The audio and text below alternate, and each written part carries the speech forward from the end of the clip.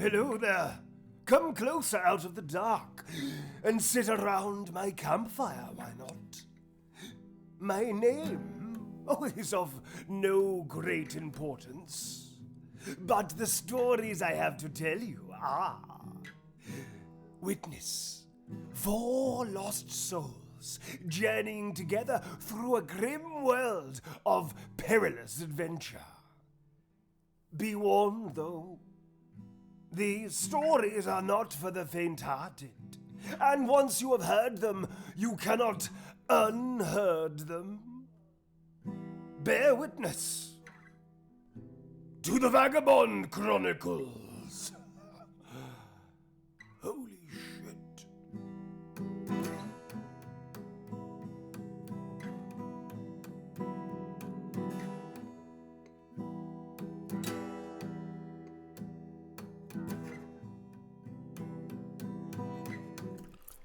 Hello there. This is my hello voice. I'm trying it out. What do you think? Is it good? Oh, fuck you guys. Yeah, today's the fucking worst. All right. Hello there, everybody. Hi. I haven't got chat up. There you go. Hello, everybody, and welcome back to the Vagabond Chronicles. Why not? We are... Hang on a sec. I've just got a message. Audio, good. So we are a bunch of middle-aged people that have known each other for fucking years. Welcome, raiders, wherever you're raiding from. And we decided to go online and share with many wonderful strangers this incredibly geeky thing that we do, and have a bit of fun with it.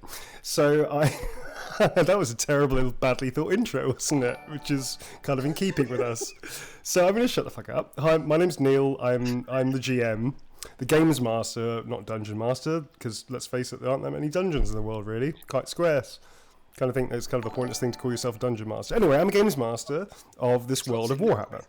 There's lots in there, and these. So that. So what? There's lots of dungeons in Nebworth. We're not in Nebworth. We're in. Steve, let's not go there. We're in the grim and perilous world of not Nebworth, but of Warhammer universe. If we were in the grim perilous world of Nebworth, then you're absolutely right. There'd be fucking dungeons. We'd be tripping up over dungeons. However, we're not there. We are, however, in the Warhammer world. First and foremost, I think we should move on into Tabletop Simulator. Oops, shit, that's the wrong thing. Nope, that don't work. All right. So we are actually in Tabletop Simulator, which is here.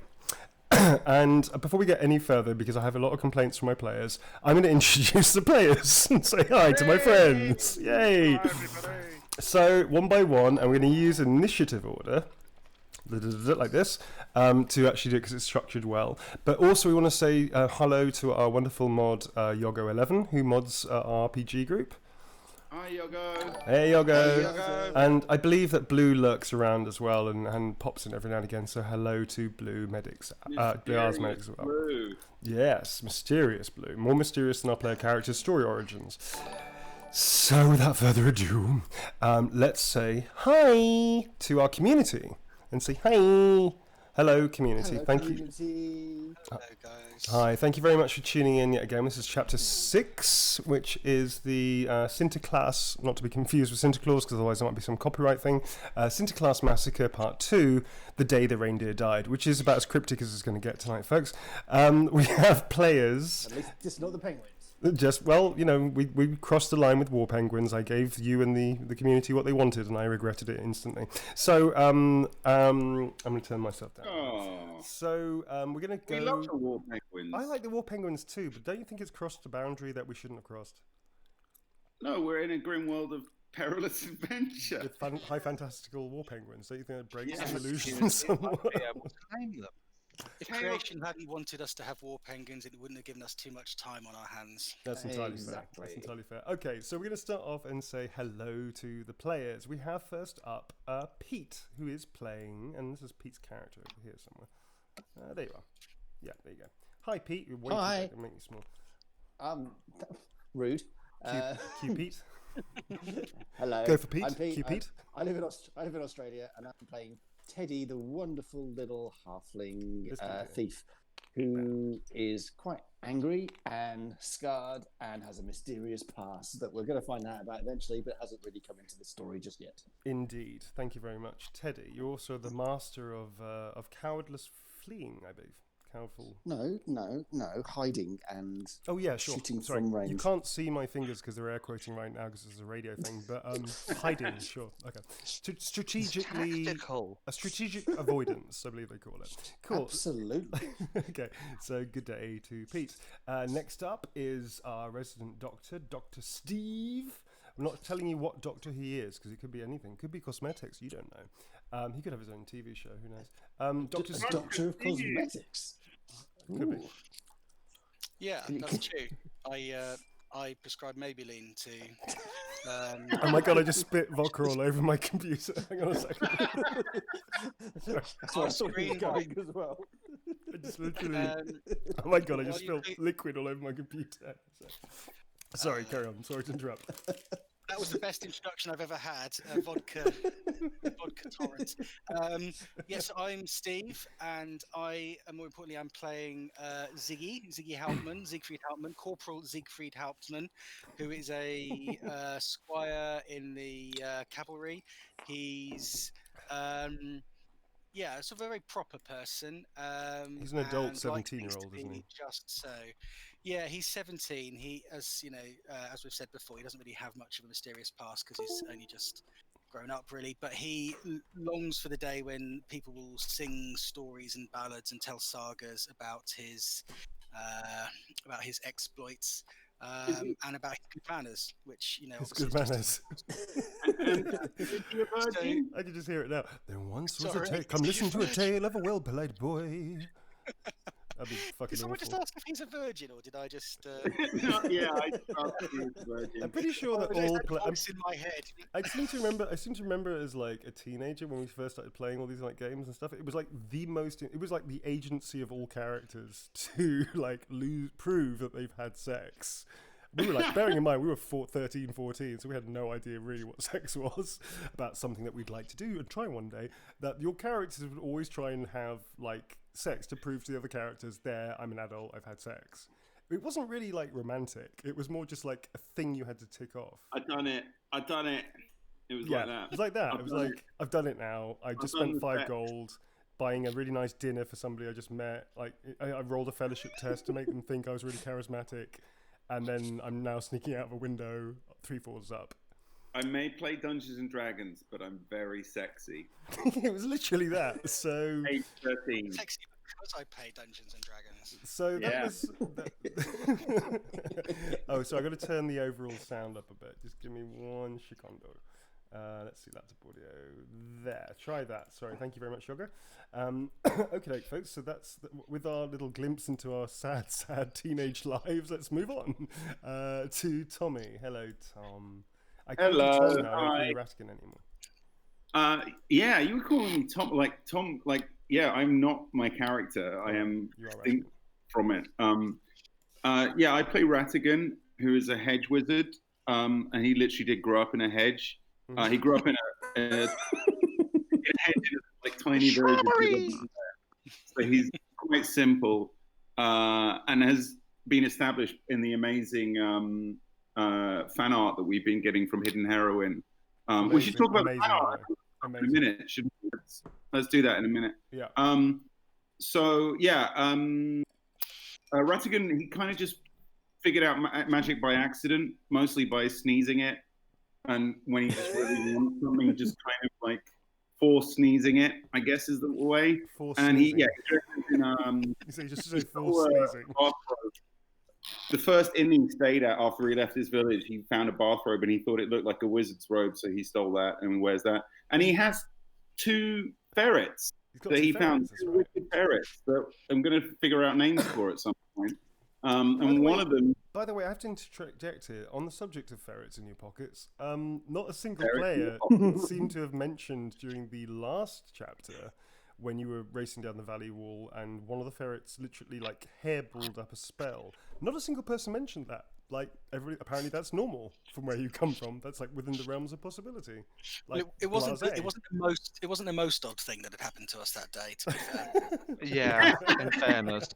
Right. So Well, Things being took a chased by strange rat turn. noise so all of you and just watch this ferret like penguins. go up this huge spell and just go, yeah, okay, yeah, fair But enough. hey, Neil, Yeah. we got an insanity point for that day anyway. Everything did. else was just off the Yes. book. Did get an insanity point, which is so delicious, a delicious insanity point. To be fair, we were watching horses literally turn into giant penguins at the same time. Exactly. Yeah. You know, that distracted us. The ferret. I thought I was excited, but then also Ratigan lives in the kind of village where squirrels come and make pies for you. So Isn't that just your brain? Like, Yeah. in your brain, they make pies. Really, what they're doing is going to the toilet. It's like a pie. Squirrels making pies. Okay, Oh, not that kind of pie. not that kind of Yeah. pie. All right, so Not a bad pie. So Nutty. this is. Okay, it started already. Brilliant. How many minutes are we going through? Okay, so far 10 minutes, not bad. All right. So that is our hedge wizard. By the way, wizardry or sorcery in this world is heavily licensed, and we'll get to that in a reason why. Which makes our little wizard here, our little friend, our little hedge person, a yokel. Is actually an illegal, unlicensed wizard. Just FYI, Yeah. folks. Cool. Thank you very much for that. Last but never leastly, third person only, Jim. Hi, Jim. Hello, everybody. I'm Jim, IT engineer from Essex, and I play Bondo, who is a gnome who has taken a head injury and doesn't entirely know what his past is, and cannot refer to himself apart from in the third person. Have you got crib notes,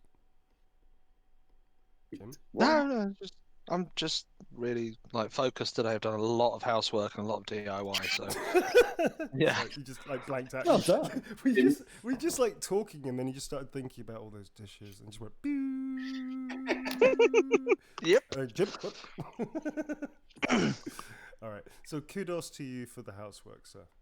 Nobody else has said Thank that. you kindly. So I have skirting boards now. All right, you've got skirting boards, good. Focus, Jim.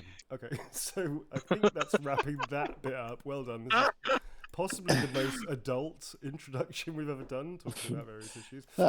Show off with the skin. It's pretty Sleep good. clothes, kind of. Okay. Really. Back to my usual self in 5 minutes, don't worry. That was usually yourself in 5 minutes. All right, cool. Yeah. So I'm going to now take the reins of this catastrophe and start talking a little bit about the world. And I'm going to go a few more things of housekeeping and then get back right into it.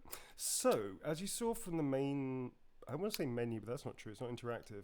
The painting that we showed you, that's not right either.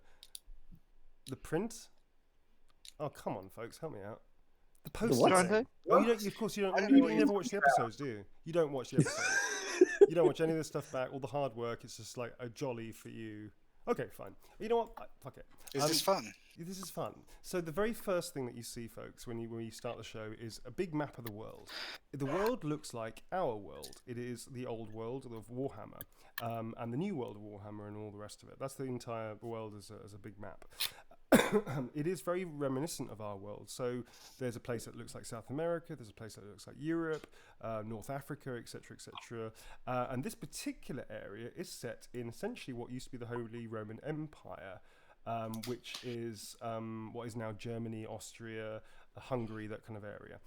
Below south of it, we have a border here. This is the empire here that we're talking about.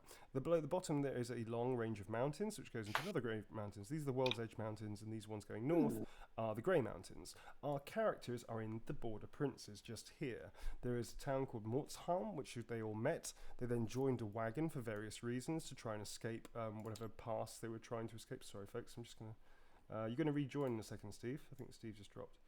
Okay. So anyway, whilst he's returning, the Border Princes are a lawless land, very tough. They're also surrounded by the threat of orcs and goblins and all kinds of horrible creatures that are trying to fight back from the Badlands to take over the land again. Our characters moved across with, they met a merchant called Sinta Klaas, who is a very enigmatic gentleman over here. They joined his wagon train as like hired help, hired muscle. They were sent to a small village to check it out, as they hadn't heard it was on the route. and they found it deserted. It was overrun by these things called arachnoids, which are spider-like chaos creatures. They also made a horrifying discovery that Sinta Klaas's wife, who is an independent woman with her own job, she's a cultist, is Veronica Klaas, is actually a spider queen in a sense, or arachnoid queen, and is actually there to sacrifice the village. They managed to stop the sacrifice, however they couldn't save the village. They fled and have returned back to Sinta Klaas's camp, which is in the middle of this valley which leads up to the mountain range, where they rather delicately told Sinta Klaas the situation with his wife. He then responded, I think, a very brisk, "You did what?" And that's sort of where we... Oh, yeah, that's, the other thing is, well, you got real paranoid about innocent vegetable soup, I seem to remember. Like, not wanting to taste the vegetable soup. That was a thing. Yeah. Right? Yeah. Yeah? We were... It didn't look like good soup. And, yeah. I think when the cook died in it, it was a bit of a problem. Yeah. Well... I don't know if he's... I mean, you haven't checked. I mean, you've been pretty lazy about whether or not this guy is dead. And you saw an arrow through his throat. Doesn't mean he's dead. Kind of irrelevant right now. But He's irrelevant. That's our main nice. issue. Was we were trying to break some serious news about his wife being a cultist, and you were trying to get us to eat the soup. That's just not going to happen. I was going to eat soup. Okay. I was one of the soup. Good. So now that we're clear exactly what the state of affairs are, I think we should dive straight back into the action. Unless there's anything that somebody wants to mention. Dude, you got to talk about the fan art, man. We do indeed, sir. Yes. We do indeed. Do you want to take us away on that? Splendid fan art.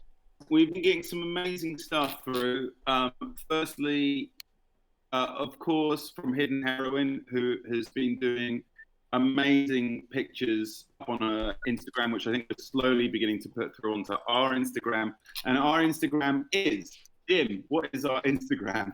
The overly elaborate long name of our Instagram. What is that, Jim? It's .ly / It's .ly./TV cron.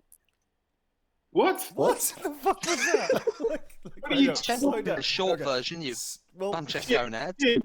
wait. Account. That's all. Oh, there's Jim Bob in a corner. Okay, so the idea of having social media is like you really want something that's like catchy and quick, and especially, and this I can't stress this enough, Jim, very easy to relate to people over an audio medium. So Well, yeah, I suggest take a picture of the short link I sent you and post that. All right, I'm going to ask a favor from Yogo. If they don't mind doing this, can you take a picture of the name of this ridiculously long spelt Instagram account? And if anybody I has... think I sent it to Yogo last week, actually. Isn't there just a link? Isn't there just a link on the Twitch? It's in there now. Really long Veronica's version just posted Veronica's it, just thankfully. posted. I think so. Thank you very much for Well, that's fine, isn't it? Yeah. It's not that difficult. To be fair, No, chaps, Yogo has just posted the short link on the Twitch stream, so You are now that's it. vindicated, sir. You're vindicated. That's cool. super. Okay. yeah, right, I'm vindicated. Biatch. Right. Yes, So Jim. going Yes, Tommy. fan art, the other really good stuff I saw this week was the amazingly cool pixel art, which makes all our guys look like Sweet Charade did that, I believe. characters. Who did that? Can anyone? Sorry, Sweet Charade. say it again, Neil. Sweet Charade. Oh, sorry. Charade. Sorry, let me say it in my radio advert voice. Yeah, Sweet Charade. There you go. Sweet Charade. Yeah, Sweet What were Charade. you Sweet advertising? Charade has been doing this amazing pixel art. So thank you for that, Sweet Charade. It looks great. Like we've done was like cards, so hang on, I believe it's That's awesome. the Ace of Spades. I want to be the Ace of Spades. I think I was diamonds, but I'll settle for diamonds. That's cool. And Rattigan was the Clubs Joker. is good, I'm happy with Clubs implements. I think I've Yeah. Are you asking somebody who spent time and energy of their life to adjust the kind thing that they did? To No. We All were right. just sort of trying to figure out which. Oh, here we go. Anyway, All right. it's worth checking out. Check out Sweet Charade's Instagram for All that. right. Cool. And again, Yeah. we're going to share it up on our Instagram when we get around to it. Groovy. Yeah, the you did what exclamation mark Was genius. picture. Yeah, it was Yeah. exactly how I imagined Genius. it. That was amazing. that's Yeah. You did what? Yeah, Yeah, that's good. love Okay. that. Speaking of which, Yeah, folks, he's doing a really great picture of Sinta Klaas. Speaking of Burning bridges. speaking of which, let's dive right back into where we left off, shall we? Yeah. No. When Right. do we get XP, Neil? When do we get XP? When do you get XP experience points? Ugh, Yeah, greedy go to this fucking all players. now. Greedy Yeah. fucking players. Okay, well here's the thing, folks. I kind of get the feeling that this has been a roller When coaster. does the XP fairy come? Literally, it's like 4 of you are in the back seat of my car saying, "Are we nearly there yet?" And I'm just throwing shit at you saying, "When we're there."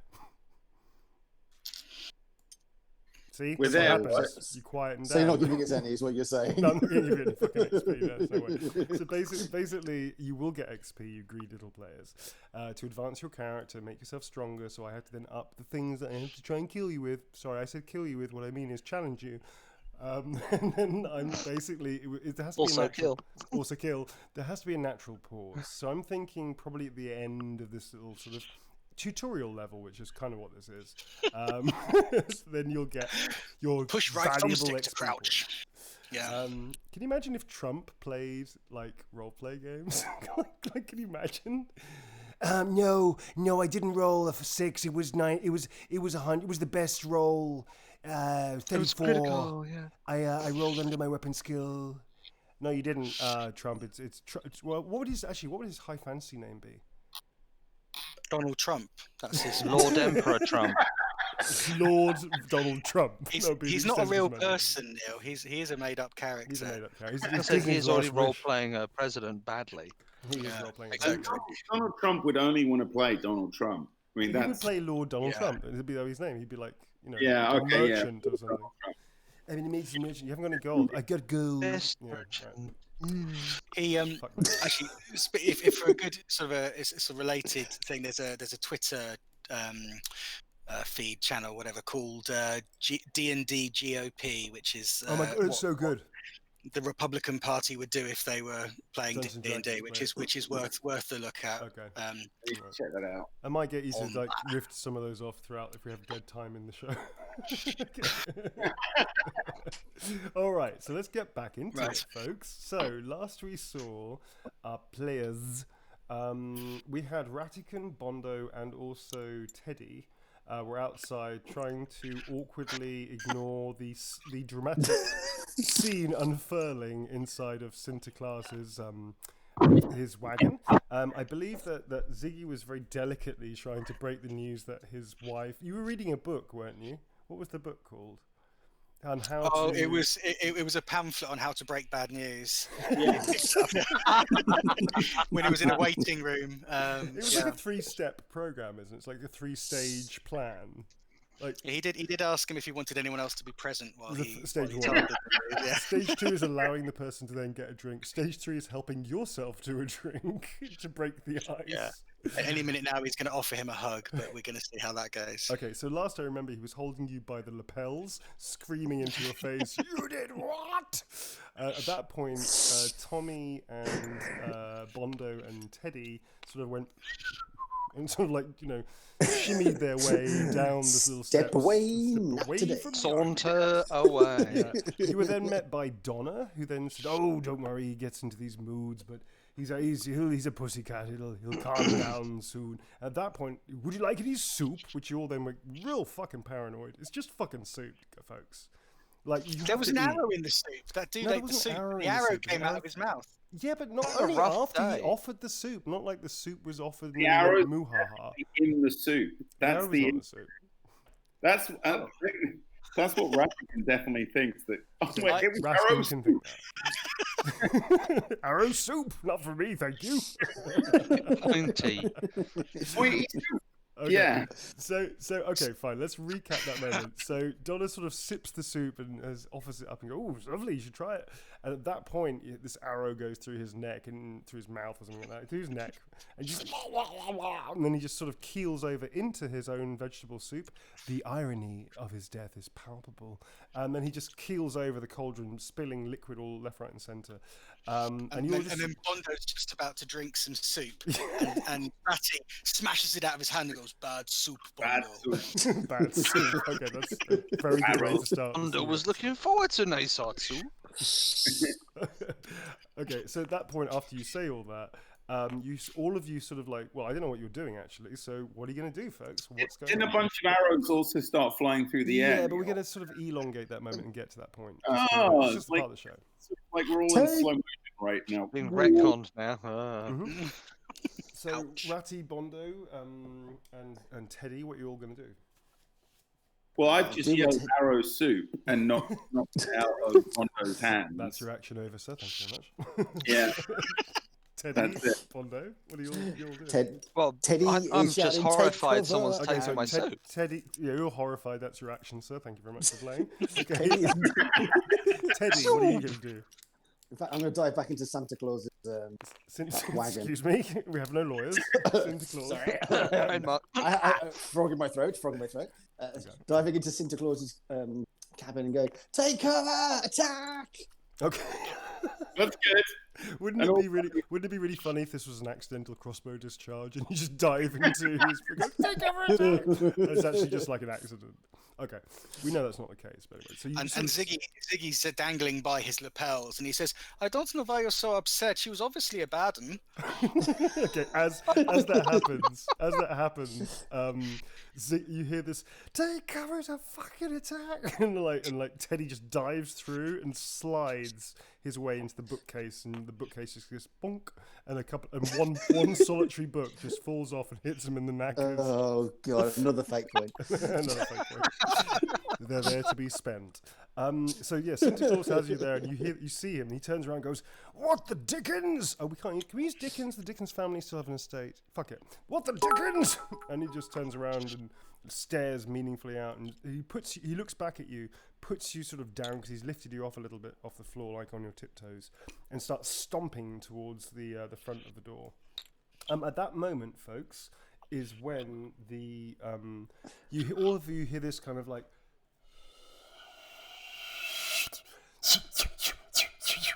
and out of the skies, it's raining arrows. It's raining arrows. Hallelujah. No, nothing. No. No, you're already right on that. No. I don't do I'm pulling out the fucking boat here. I What like are you that doing? sound effect though was almost as irritating as your dolphin effect. So Oh man. I'm trying hard. Yes, as loved by Twitch. Yes. What you don't know is I have a full FX Foley kit here that I'm crunching like peanuts and rattling Yeah, it's stones. got those buttons like a DJ. Yeah, a little bit. Crunching peanuts. I don't know what Foley people do. I'm just I was being going to lying. say. I think you just be there with an actual bow and arrow, just firing a load of arrows. I do have a bow and arrow in the house. Let me go. That's a bloody good idea. I'm going to shoot it against my computer, like just above it. See if I can get that real like trajectory, like noise. Was that better? Was that more to your liking, Tom? Yeah, it's good. Thanks. Okay, can we please move the fuck on? So, all these arrows start like around you and like thudding on the floor. Can everybody please make an initiative? Oh, actually, not everybody.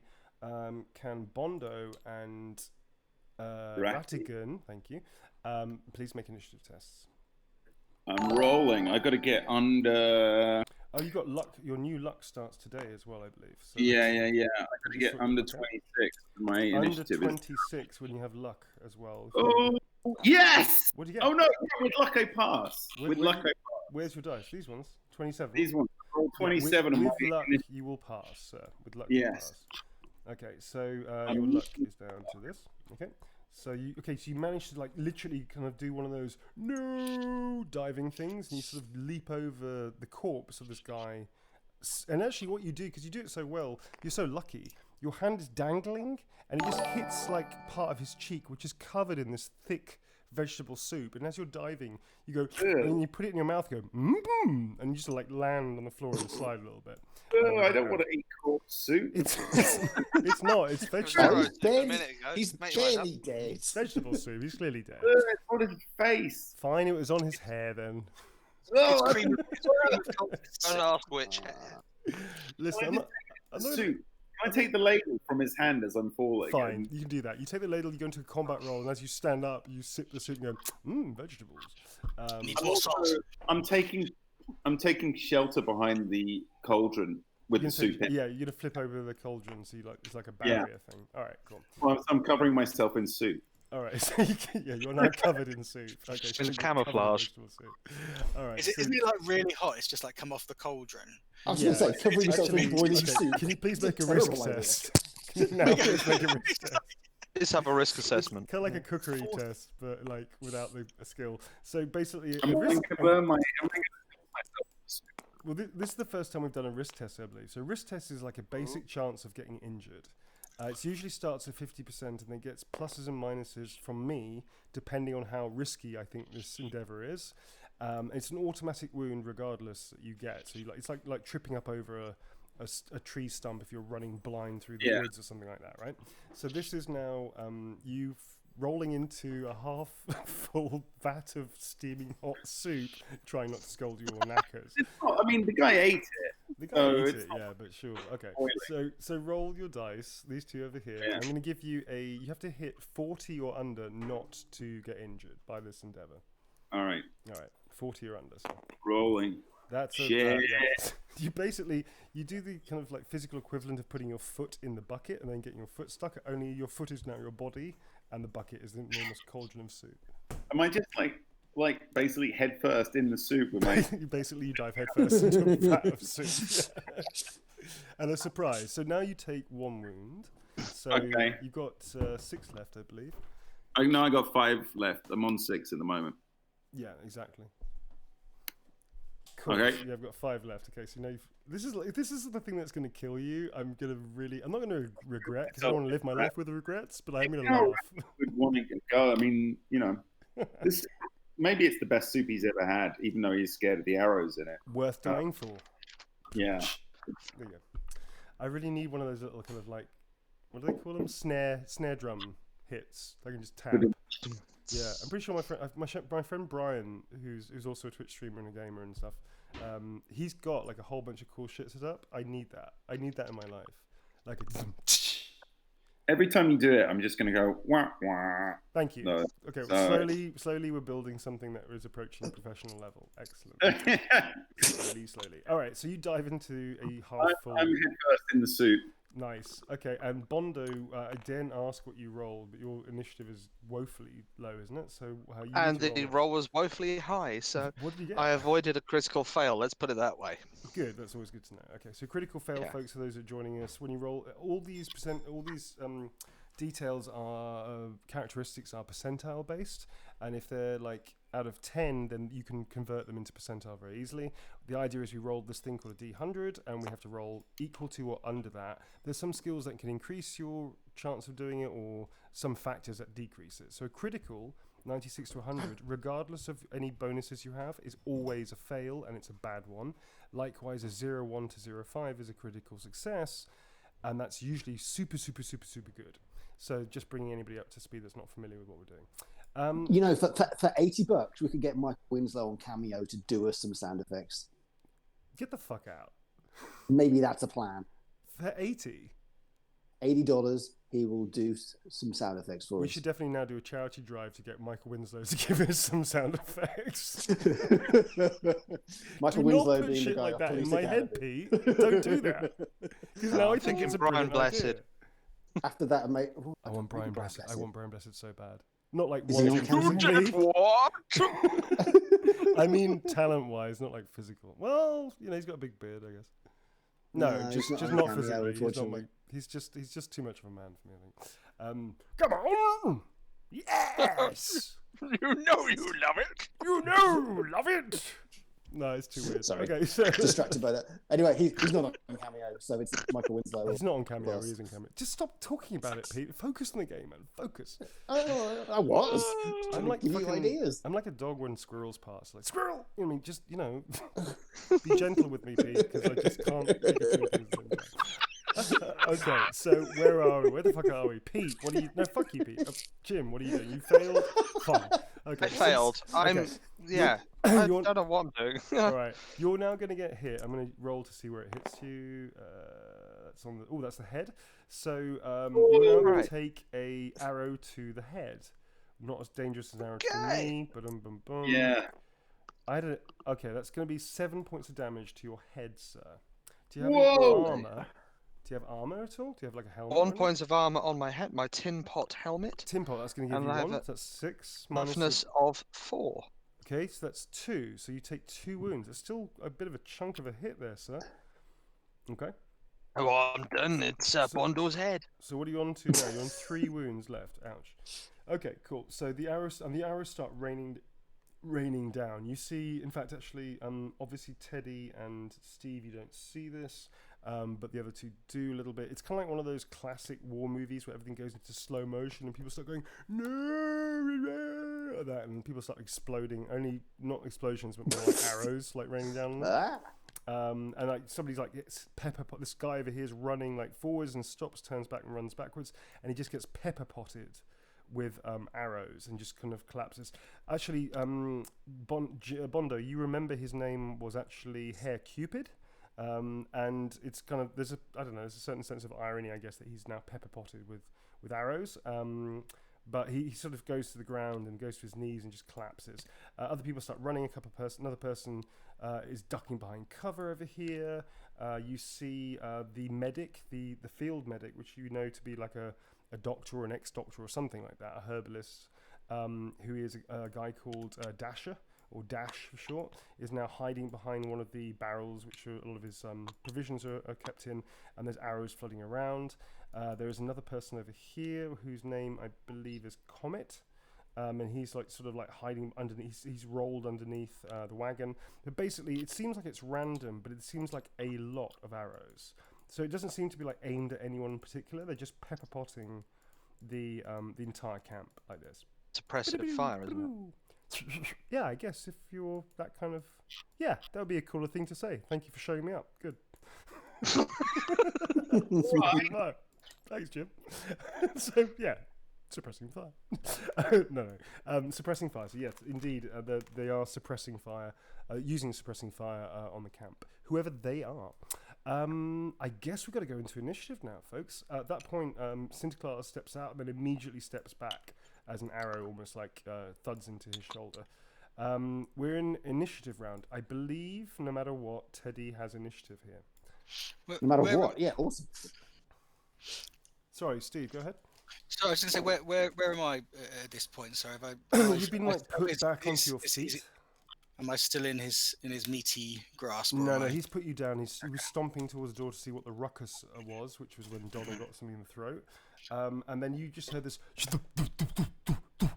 as arrows started hitting the side of the wagon. You can actually do something. I think it's fair. What do you want to do, sir? Well, I just want to be the first to lean over him and say, "No, Dasher, no Dancer, no Prancer, no Vixen, no Comet, no Cupid, not Donna, not Blitzen." Yeah, because you don't know what's going on, but you imagine the worst. Because you can't see out of this fucking thing. But I will allow you to scream that, because that was very good. that takes my action. I'm going to go back to silent mode for a minute. Kind of wish you'd stuck to your character voice when you're doing that, sir. Can we have a little taste of that? You don't have to do the whole thing again. Just a little taste. I can do poetry or accents. I can't do both. Fine. So just by the way, folks. I'm only human. So by the way, folks, just to be very clear, this is the old world. What Steve does is an old worlder accent, not a German accent, but it sounds very similar to a German accent, and they use German words, but it's not the same. Because we had Angela Merkel on the show last week, just lurking, and she sent us a very rude message. Well, I think everyone needs to understand that when I was 14 years old, I was taught German by a man. I'm not going to say. No, I was going to say his name because I was taught by him as well. He was a fucking nightmare. Yeah, He was a strange man. He was an ex-paratrooper, and when we had a German exchange, they all laughed at his accent because apparently he spoke a little bit like someone from Berlin in the 1930s would speak. So I learned Open your mouth, yeah. my German teacher at school had a 1930s Berlin accent. So my intent at interpreting some sort of old worlder sort of accent is a little bit off the wall. Okay. So forgive me. I mean no offense to the wonderful German people. It's genuinely not a German accent, but it's what I sort of was taught. So yeah, so it's my upbringing. It's not me. Yeah. So are you happy now, Angela Merkel? Thank you. Can we move forward? Angela Merkel will never be satisfied. We're stepping away from that one very quickly indeed. Absolutely Okay, insatiable. Okay, Steve. Let's keep moving forward. Again. No. I want to explore this rabbit hole. No. I can't stress this enough, folks. We definitely don't have a lawyer for the stream. I just want to say that one more time. No lawyer. That was a bit on the first episode. We don't have a lawyer. Let's move forward. Okay, so she's got a lot on the plate. Brexit, the whole thing. Okay, so new round. Okay, so this is satire. This is satire. Okay, so Teddy, what are you gonna do first? It's more a parody than satire. It's parody, so this wagon, right? It's covered, isn't it? It is. It's actually not even just a covered wagon. It's a proper, like, it's like one of those circus wagons. It's like a proper wooden-sided, like, it's even got a skylight and some very fancy chandeliers inside. It's like a really, like, it's a rich man's wagon. Are the windows? Wheelhouse. What? Sorry, I missed that. What did you say? It's called a wheelhouse. Again, you spoke exactly at the same time. I'm talking clearly to Pete. I'm clearly talking to Pete, Jim. I love the fact that how you said that, and both of you spoke literally like that was in sync. That was actually all sounded like it was pre-recorded. That was amazing. So for the third time, Jim, go on mute. Pete, what are you gonna do? Are there windows in this wagon? Thank you. Sorry, wheelhouse to cover Jim's point as well. Thank you. Again, caveating, these are the 4 human beings on the planet that can make me giggle like a schoolgirl. Okay, so, sorry, not schoolgirl, schoolboy, school person. I mean, Jesus Christ, you know what I'm talking about. A school child, whatever, whichever gender you want. A school person, there you go. Hi, Jesus, look what you get me into. Okay, so there are windows here. There is a window here. There is a window here. There is also a window here, and there is also a skylight, as aforementioned, here, which is not going to help at all, but yeah, because you're tiny. No. You're really short.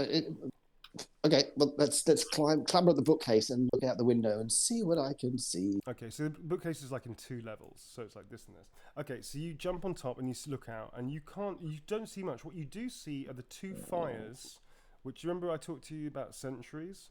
So there's like a sentry post here, mainly to keep off like animals and wolves and things. But there's 2 sentries here. You can see a figure standing there, and you can see the finger that, remember Rudolph? Rudolph was the Rudolph's... Not Rudolph! Rudolph Schmitz, I believe his name is. He was the guy that greeted you when you came back from depositing the war penguins from wherever the war penguins... Did he have a red nose? He drinks too much, so yes, he has a red nose. Yeah. He drinks too much. Tinker's roadmap. Yeah. I think you should be cautious about mocking someone who's got gout. It's actually very debilitating. Okay, anyone who's been affected by the issues raised in this podcast can be. There's a really good website, gout.uk, that I recommend. You're actually not. But are there any cosmetics you recommend for it as well? Sorry? Are there any cosmetics you recommend? What, for gout? Warm with it. I think a good foundation will cover a very gouty nose most of the time. I'm going to kill all of you. just whack you all out. I realised this was pushing it. I thought we were doing a great thing. I just realised this is completely out of hand, and I'm going to kill you all. Okay, so, good. Okay, so just listening to the gout bit back again. So gout aside, which is a terrible affliction for people to have it. Gout aside, Rudolph, who does drink a bit, who does have a red nose, but is not in any way, shape, or form a reindeer, is you can't see him. You see him sort of tussling with figures, or he's doing some other things around him, or other people around him, which are clearly he was alone the last time. So you think he might be in a bit of trouble. Your sort of halfling sense tingles. I'm not sure where that is. Is that like a good tingle? I guess it's a good tingle. Yeah, your good tingling halfling sense tingles, and you realise that he's in trouble. Feet? Sorry? Halfling They Yeah, get that in their feet. the hair on the top of your feet like just goes straight up, like Yeah. really quite far because they're quite long, like a foot. They're like a foot high. It's not plaited or anything like that. Okay, sure, you have plaited feet on your hair, on your feet. Sorry, they're standing. Your plats are standing straight up. Good look. It's a good look. Yeah. Okay, sure. Okay, shit. We're in trouble. Yeah. So okay. All right, so who's next? Neil. I don't know. Oh shit! I No, am supposed to know. You had one job. Put down your ice cream, Neil, and GM. I wasn't Ada Brown. It wasn't ice cream. Okay, so I believe it's Ziggy, but that's just a guess. Okay, let's say it's Ziggy. Fine. Ziggy, what are you going to do around his next? Something heroic and chivalric. You're right. Yes. Do you have a shield? I was just thinking. I did have a shield. I don't know whether I've got it on my person or whether You it's slung it on your back. I seem to remember. Okay, fine. So I will take my shield off my back and hold it above my head like an umbrella, and sort of run out into the storm of arrows. And I'll look around to see if I can see any of my companions. And if I see Teddy, I'll go and back Teddy up. Okay, you start walking and then you stop and go, oh, there's Teddy, and you see him right next to the window that you're next to. You weren't paying attention at all. Oh, hi Teddy. Is he inside? I thought he was outside. Yes. No, I'm inside. Oh, okay, fine. Hi Teddy. I thought he would run into. I thought he'd run into the thing. I like the fact you all accuse me of eating an ice cream. What are you doing, Steve, right now? Well, nah, man. Exactly. There's a fly crawling. There's a fly crawling across my keyboard. It's distracting. Okay. No, I genuinely thought Teddy was outside, but that's okay. So you stop immediately and see Teddy go, hi Teddy, and Teddy goes, hi. Is there anyone left outside then? Have I entered a strange parallel dimension? No, put it this Everyone way. else is outside. Everybody else. Flo and Ratty are outside. Okay, well I'll go outside and I will get next to my try and shield Bondo. Like you know that awkward thing where you sort of like want to hold the umbrella over yourself because you don't want to get wet, but you kind of want to make an impression like you're really holding it over somebody else at the same time. But actually, yes, you're I just could have shielding do that yourself thing. and to Really, hold I'm mostly shielding myself. Fair to enough. be fair, yeah. Okay, so you scuttle down the steps, and there's still arrows being thrown, falling from the sky. You get next to Bondo, and you crouch down next to him, and you sort of do the thing with the umbrella thing, but it's your shield, which he notices immediately, by the way. You then turn and see that this cauldron that's very slowly rolling away, and there's just a pair of feet that you're pretty sure are like the cheap hotel slippers that Ratigan owns because he nicked them from the hotel that he got the bathroom from. And he's just sort of like flipping over like this. I don't know if you can see the screen. He's just like rolling away like that. Slowly rolling away this way. Is there room in the cauldron for Bondo? Yes. So what I might sort of like try and sort of in a sort of very patronising way sort of grab Bondo by the scruff of the neck and sort of hold my shield and try and sort of push him. I'm trying to be sort of chivalric, but just sort of like just missing the note a little bit. It's kind of it feels very much like you're trying to ship him off to an old folks home. Like this is the march, like the back of the neck, shipping him off to the old folks home, which is the cauldron, and dumping him with the really badly paid and probably not up to standard care worker that's now going to be looking after Bondo till he dies. I'll let Ratty look after my grandma. Yeah, it kind of feels like that. What Bondo ever do to you? No, I say, get into cauldron. You'll be safe from the arrows. Okay, so pushing Bondo, him that way and going with him to shield him from the arrows a bit. Wait a second. Is Bondo letting him do this? Are you allowing him to manhandle you? Just taking an arrow to the head. I'm fairly pliant. Okay, fair enough. Bondo's not sure what day of the week it is. Fair point. Okay, so you get bundled. So Come on, Grandma, get into cauldron. So you get to the cauldron pretty sharply, and you, Ratigan, like the cauldron is making you feel very nauseous and sick, and your ferrets are getting a little squished and like complaining. And out of nowhere, like you see Ziggy, and he just goes, "Get in the cauldron!" and he just throws Bondo on top of you. Whoa! And now you're both just basically flipping around like this. Both of you are just sort of like doing this and flipping over. And the cauldron is Ziggy, it still smells rolling. in here. So the cauldron's still rolling, Special and you're effects, both. man. So yeah, man. What's this? Whoop whoop whoop whoop. That is awesome. What is the barrel is- SFX budget? It's pretty high. Yeah. The barrel is now Pretty high. But interestingly, All the, about budget. the barrel is now on a curvature, like on a curved, like what do you call it? An arc, one might say. Yeah, an arc. There you go. Thank you. And is now like rolling its way slowly towards this wagon over here. You are out in the open, Ziggy. The arrows have stopped as quickly as they started. You can see a couple of people, like Cupid, Herr Cupid, is down for the count and is pepper potted by these arrows. You can't see where Vixen has got to. The person over here who was blitzing the elf, actually this is the wrong thing, the elf that was sort of flirting with Ratty, that Ratty just mistook for being challenging, is nowhere to be seen. You hear this kind of like this Sinta Klaas stomping down going, "What the bloody hell's going on?" And he sort of steps out and looks around, and those arrows sort of have ceased.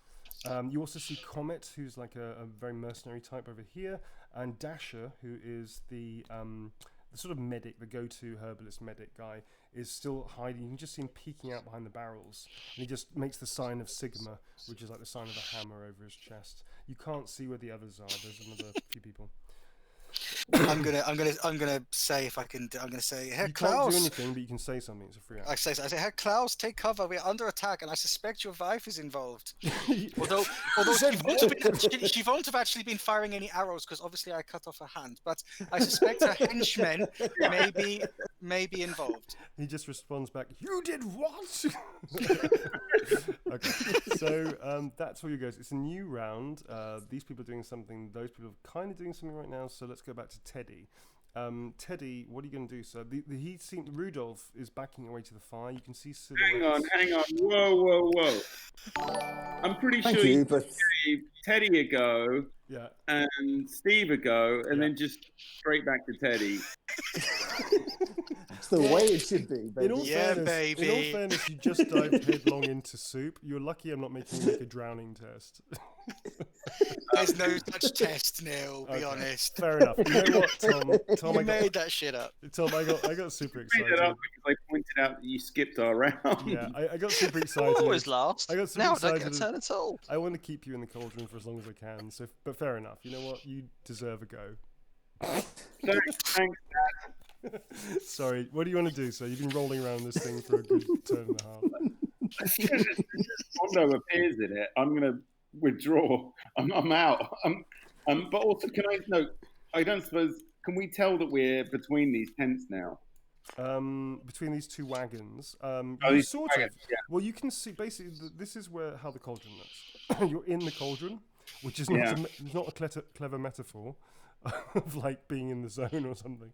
You're in the cauldron, and it's sort of this is the exposed side here, so you can see everything out here. You can see. Okay. If that makes sense. All right. Do you want to stay in the cauldron? And we're still not. So we're not between these two wagons yet. We're sort of Not approaching. yet. You're sort of rolling away. You think you're rolling away towards them, and every now and again you hear this ping, ping, as well, like the arrows hit the cauldron and bounce off, completely protecting you. I'm incentivizing the cauldron now. Yeah, you're really trying to keep us in the cauldron. I was tempted to get out and climb under a wagon, and pretend that I meant to do all of it. Like, Still do that. Well, yeah, I'm going to do that with a big schlup. I'm sort of schlupping out of the cauldron, and I meant to do that. I say to Bondo as I get out, and I'm going to sort of schlup out and crawl under this wagon here, the one with the guard standing next to it. Oh, that's like the medic. Yeah, you can totally do that. You basically go and you land with a splat, and then you shout meant to do it. Then you start inching your way towards Dasher. Dash is his nickname, and he sort of grabs you and drags you under the wheel of the wagon to over here, and looks at you and goes, "Bloody hell, son!" And then looks back. He's got a little like pencil thin moustache. He's very well spoken. You actually quite like him. He reminds you of the schoolmaster that. Okay, you didn't go to school, but like the school in the village, because they wouldn't let you in the school because you smelled a lot. No. But he was the teacher of that school, and you used to sort of fantasize about being like a pupil of his and doing really well, and him being super proud of you. He sounds and looks like that teacher that you never had but wanted. Oh, man, this is a weird moment, and I'm there covered from head down to about my waste in soup. It's like as your personal well. nightmare right now. It's like the dream that you used to have is always a prophecy, and now it's coming. Like you're covered in soup, talking to the guy trying to impress him, and that's actually manifesting itself. I should make you have an insanity point, or at least make a cool test for this. No, just before I crawl underneath the, just before I do like stop and pull a bit of the soup off my face and hold it out to him. Would you like some soup? Like that. And then you realise that it just completely falls flat. You've mistimed the moment, and Yeah. he looks away, and you think he looks away with that slightly disapproving, disappointed look that you think the teacher used to give you. My Like, child trauma is coming back. This is not. pretty much. Yeah, it was a soup incident that kept me out of school back when I was a kid as well. I Yeah, got it was a soup incident. This is Ratty trauma. and soup just do not get on at all. If you get an insanity at some point and you fail your cool test, if you get 6 points and you fail, I will make you have a phobia of soup. Soup phobia. Got soup it. phobia. I don't know what that's called. If somebody wants to look that up in the Urban Dictionary and type it in chat, that would be awesome. Give me a minute. Hang on. Why? Jim, you're playing Sibophobia. again. You can't do that. Jim, Sibophobia is a fear of food. I don't think there's a specific one of soup. I want it specific. 'Cause Is that what I got here? I think the community demand that. Oh, hang on. What a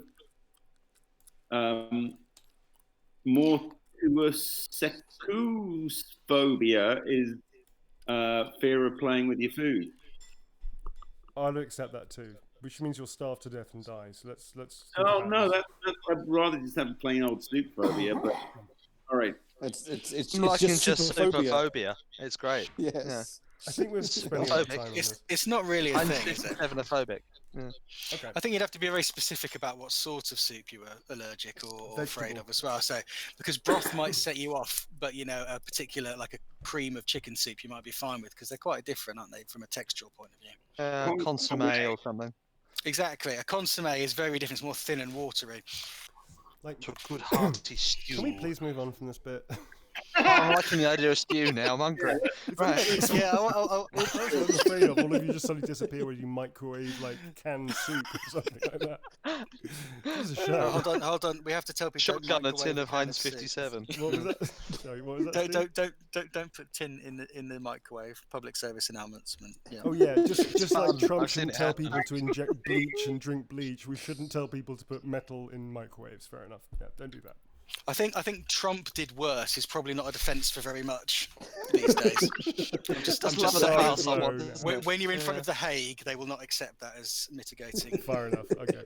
So we're on Yeah. safe. Were you saying we're on safe territory with tinned soup and microwave? I don't think we No, are. I'm saying don't put a tin of soup in the microwave. That's what I'm saying categorically. Okay. So now that we've got all of this, now that we've So where did got that end all up? this, can we please move forward? yes, Right, let's then. move forward. I have no objections. It's now Bondo's go. It's now Bondo's go. Bondo, what are you doing, sir? Okay. I am keeping hold of the cauldron. I like the idea of the cauldron You like the because idea? there are arrows raining from the sky. So I'm going to Wait, turn are you the. going to become the- like a hermit crab and like use Yep. the cauldron? I as, am like, a going to piece wear of this armor? thing like a giant helmet. Oh my god! Please And- do it. I literally, with my hands above my head, I push the cauldron up as high as I can so I can look out You're a hermit vaguely crab. from underneath it, and I'm going to head over to where Dash is. You're a hermit crab. You're gonna scuttle. My little short legs are going to take this little upturned pot, and I'm going to waddle. Bondo's going to waddle over to where Dash is. I reckon the man needs a bit of help. Okay, I'm just gonna draw a picture of you doing that. This is now so fucking It's good. picture time. Yay. You know that every picture you've taken, I've now screenshotted to Steam, and I'm going to put onto Instagram.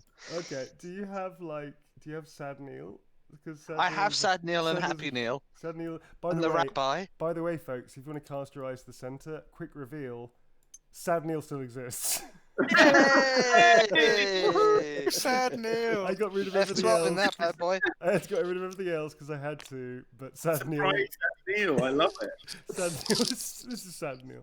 Sad Neil, who didn't get the cool Black Widow catapult he wanted as a kid, is forever entombed. So you're now inching your way this away you're now a hermit crab basically. Okay.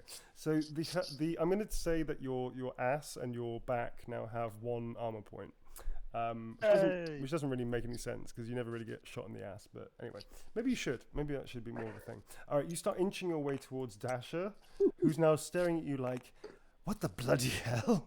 And it's just like Walking cauldron coming this way. Yeah, yeah, exactly. Okay, now we can go back, thank God, to the voice of reason and sanity, Teddy. What are you doing? Hello. I'm going to loot the wagon. Oh, I think good. there's a sensible option here. Good.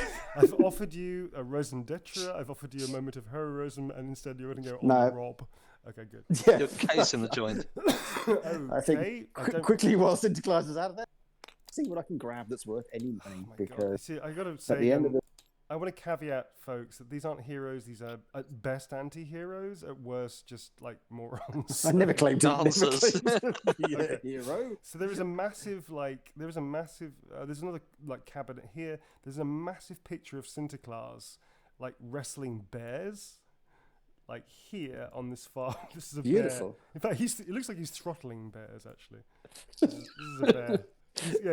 He's like dancing. In fact, he's dancing with a bear. That's how manly he is. He's dancing. That's Santa Claus.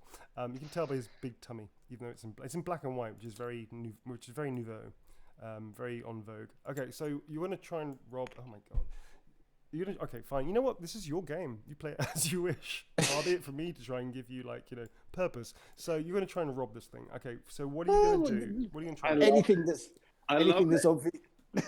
that's obviously worth any money, like silverware. He's got a big desk of which he's got a very nice fancy pen. There's a small strong box. These things have drawer. You whip round like a greedy little halfling. That's not a metaphor. Yep. That's literal, I guess. No, absolutely. Okay, Sticky fingers is at play. Sticky fingers is at play. Okay. He's got a strong box, this nice little pen that I talked to you about, which is on this like nice pen set, like with even like an inkwell and all that kind of stuff. It's very fancy. It's so fancy it doesn't have a feather sticking out of it. That's how fancy it is. It has a whole bunch of other like files on here, and these things are like cabinets. So how are you going to do this? What do you want to do? And I'll try and find. You're gonna just search as fast as you can. A quick search. No, I'm just gonna take the strong box. If it's small box, is it? I'm guessing it's on a desk. Pretty heavy. It's small, but it's fucking heavy. Yeah, you're gonna try and lift it off. Well, no. If it's openable, we'll try and quickly open that strong box as the first thing. You flick it, and it's definitely locked because obviously it's a strong box. That's its purpose. You can try and open it very quickly if you wish, but you're going to be under time pressure, so it's going to be slightly. Yeah. This is just a very quick. All right, what's your dexterity? Dexterity is 33. 33. So I'm going to give you. It's got a lock rating out of 100. I'm going to say it's a 30. So that's going to give you. You are going to, with a time issue, you are going to need a critical success to open it. No, I did not succeed then. Yeah, fine, okay. So you go click, click, click, click, click, and nothing happens. And also, you're really speeding through this. You're not really doing a very good job of being cool and calm and collected. Actually, no, sorry, that's not true. You'd need a 25, because you've got pick lock, haven't you? That gives you 20. I have. All right, you need a 25 or under, but you fuck it anyway. Okay, fine. So you go click, click, click. You're doing a bad job of this, and you hear Santa Claus is literally outside the door going, "What the blazes? You get over there! Come down the wagons!" and starts shouting all these commands to people. So he's right outside the door, which is putting a bit of pressure on you. That's not going to shift anytime soon. You can try one of the drawers if you wish. Quickly check the left-hand drawer. Left-hand drawer is open. There's a whole bunch. There's about 3 different drawers actually. You sort of pull them out. There's a picture of Santa Claus and his wife, which is a hand drawing, presumably by Santa Claus. And you can't tell in this drawing who is whom, because it's a picture like this, and a picture like that, and a picture like this, and you can't quite tell if it's Santa Claus. Am I looking at it? Oh. It's like this. Have I got Santa Claus nudes? Is that what you're saying? You kind of got Santa Claus's nude, but you can't quite. It's a hand drawing though, thankfully. It's kind of romantic. It's like hearts and shit over it, but you can't tell whom is whom. It just says S and S. Like that. Luckily, there's no genitalia, so that's at least. But the tummy, and you can't tell whose bosom is whom. Like they're both pretty big, so. You think it might be both of them, but not entirely sure. And let's face it, he's pretty barrel-chested. Do you know what I mean? So that's what you find. I think the next fan art should definitely not be a picture of that. Just saying. Klaas's man. I'm just saying. I mean, he's strong as I'm fuck, going but to he's a big step guy. away for a second. Okay. I'll be just something to sort out. Back in a moment. No problem, sir. You do your thing. Okay. Okay, so Teddy, you're rapidly running out of time for this. That's one side. You've selected all the stuff. You look through, nothing's giving. So I'm going to hold you there, sir, for the moment. Yep. Poor Rudolph. Poor fucking Rudolph. Well, never mind. Okay, so who are we up to? We are up to Dr. Alas, Steve. we barely even knew him. Or Alas, gave you him a name. barely gave a shit. Okay, so Dr. Steve, you are here. You hear a scream from behind you. When I say behind you, a good 100 yards this away. And it's a scream of like, no! And you can recognize it as Rudolph. Really pushing for this. Rudolph, Herr Rudolph Schmitz, the outpost sentry that you passed 20 minutes ago. Okay.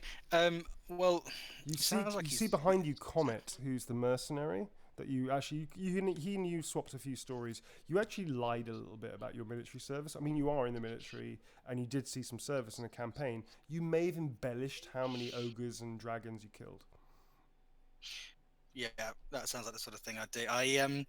But you see him sort of dashing out, going 9 like that. So he's heading to support Rudolph, is He's he? not heading. He's just standing there going 9 like that. This all happened. Is there any sign that because my instinct is to take a defensive position with Bondo behind those barrels and sort of wait for them to come on. Or actually, what I'm gonna do is I'm gonna grab an arrow out of the ground and I'm gonna wedge it between my in my armpit, and I'm gonna lie down on the ground with my tongue to one side and pretend to have been hit by an arrow. So like play dead. Why?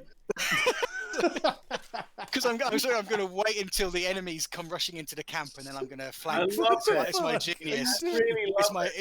It's my genius idea. It's in my head. That is like the best strategy evs. So I'm going to get the fucking worst. It's Siggy though. So Okay. So yes, I'm going to lie down on the ground with an arrow between my, and like maybe face down with an arrow sort of like stuck between my armpit and sort of arrange myself in a sort of like that. Okay, you're gonna just. Oh my god. Okay. Oh my god. Have they stopped firing arrows yet? I don't know. They've stopped firing arrows now. But I mean, if they fire another volley, Steve is screwed. Really. I'm gonna deliberately screw Steve. I'm playing possum. It's the oldest trick in the book. Sinta Klaas looks over and goes, 9! Ziggy! And starts running towards you. Oh, Ziggy! I didn't mean it. He starts running towards you. Nice distraction there as well. Thanks, mate. Appreciate it. You're welcome. Gives him more time to ransack his. So Ratigan, you're underneath the wagon, and you see Sinta Klaas like barreling out of his wagon, going Ziggy like that, calling out. And you look, and you see Zygmunt is on the ground, and there's an arrow sticking out of his side. You can't see the arrow; it's just poking out from his right side. You can just see his left side, but he's not moving, man. He's like looks like he's dead or something. Did they not all see me like get down on the ground? No, put my shield nobody carefully sees on the you do ground, cool arrange shit. the arrow. Nobody sees you do cool shit. That's the thing that you have. So I'm gonna say they were too busy to see you do It's that. my dweeb field going off again. Okay, fine. So Ratigan, you just see like Ziggy's been hit, and he's been hit bad. Like Sinta Klaas is now freaking out. In fact, actually, I'm going to please make an intelligence test. -10 for Sinta Klaas's overdramatics. Okay. So what's your intelligence? It's 33. Okay, so it's 23 now. You've got luck if you want to offset it or not, because it's not really an important roll. It's just Ziggy. 78. Okay. A fail. That's a bad fail. So you think Ziggy might be dead or dying? Like this. All right. Is So bad. I'm going to crawl out from underneath the cart and go, oh no, and run over to him and start checking, sort of actually, I'm going to start like checking him for wounds. Okay, so you dash over. In fact, you're so fast because you're really freaked out. I've had a real time of the last few rounds. I've been in the soup, I've been under a thing, and now I think my newfound friend is Your cardio is really high right now. Okay, so you jump over and you start shaking because you're not a doctor. You're not a trained medic. You haven't. No, I don't know. You start pumping his rump, like pushing against his button, like trying to push him around. Much of an idiot. Maneuver. What are you talking about? Pumping my rump? With his hands, like just pushing it. Like, at a bad time. Squeezing it a little bit, you know. Like the village doctor used to do, you know, just like pushing him around a little bit. We are all terrible heroes, aren't we? Let's That's just very do dark, this. Neil. It is, Village no. doc- I'm being silly, of course. You don't do that, but what you do instead is you go right up to him and start kicking him. See if he's If I see, We kick him. No, I start slapping him around. You know, like oh no, you know, and Oh, you then start I slapping him on the face. Okay. and then obviously at some point I'll look at the arrow and maybe then I'll twig. Sure. Maybe. Maybe. and also, I'm going to say, it is a farce. I am really fine. Thank you for your concern, my comrade. But Okay. You say that. But you realize. I mean, I don't think Tommy knows what. Sorry, I don't think Ratigan knows what the word farce means. So farce could be like he's saying it like through gritted teeth, like he's in pain. You can make another intelligence test if you want. I'm just going. Hold still, my sweet little soldier. Hold still, my sweet little soldier. We're mended up in no time. Are you still slapping him around the face as you say that? Yeah. Like, Yeah. still, my sweet little soldier, slap. Yeah. Okay, so you're just slapping him repeatedly, and Sinta Klaas is like slowing to a walk, going, "Oh bloody hell!" like that, and just is looking at the arrow and just carries on trotting past all of you. And he actually calls out and goes, he calls out and says, "Comet!" And Comet goes, "What is it, boss?" And he goes, "Unleash the sleigh!" And Sinta Klaas is now like turning back, and he's got both of his axes back, and he starts whistling. Like he puts his fingers to his lips and just this huge whistle. And out of the darkness, you see Blitzen, who's now running full tilt. She's carrying 2 blades. Her bows are along her back, and she's running. There's this kind of crazy, wild look in her eyes, and she's running so fast you kind of barely see the details of her. And she's sort of running straight towards here. You can also you hear a scream from the other side, and that's about all you hear right now. We are now on. Thank God for competent NPCs, right? Right. We're now on Jim's round. Jim, you're still in the barrel. You're a hermit crab, slowly inching your way towards this dude who's looking at you like, "What the fuck? Get out of the fucking cauldron." What you can do?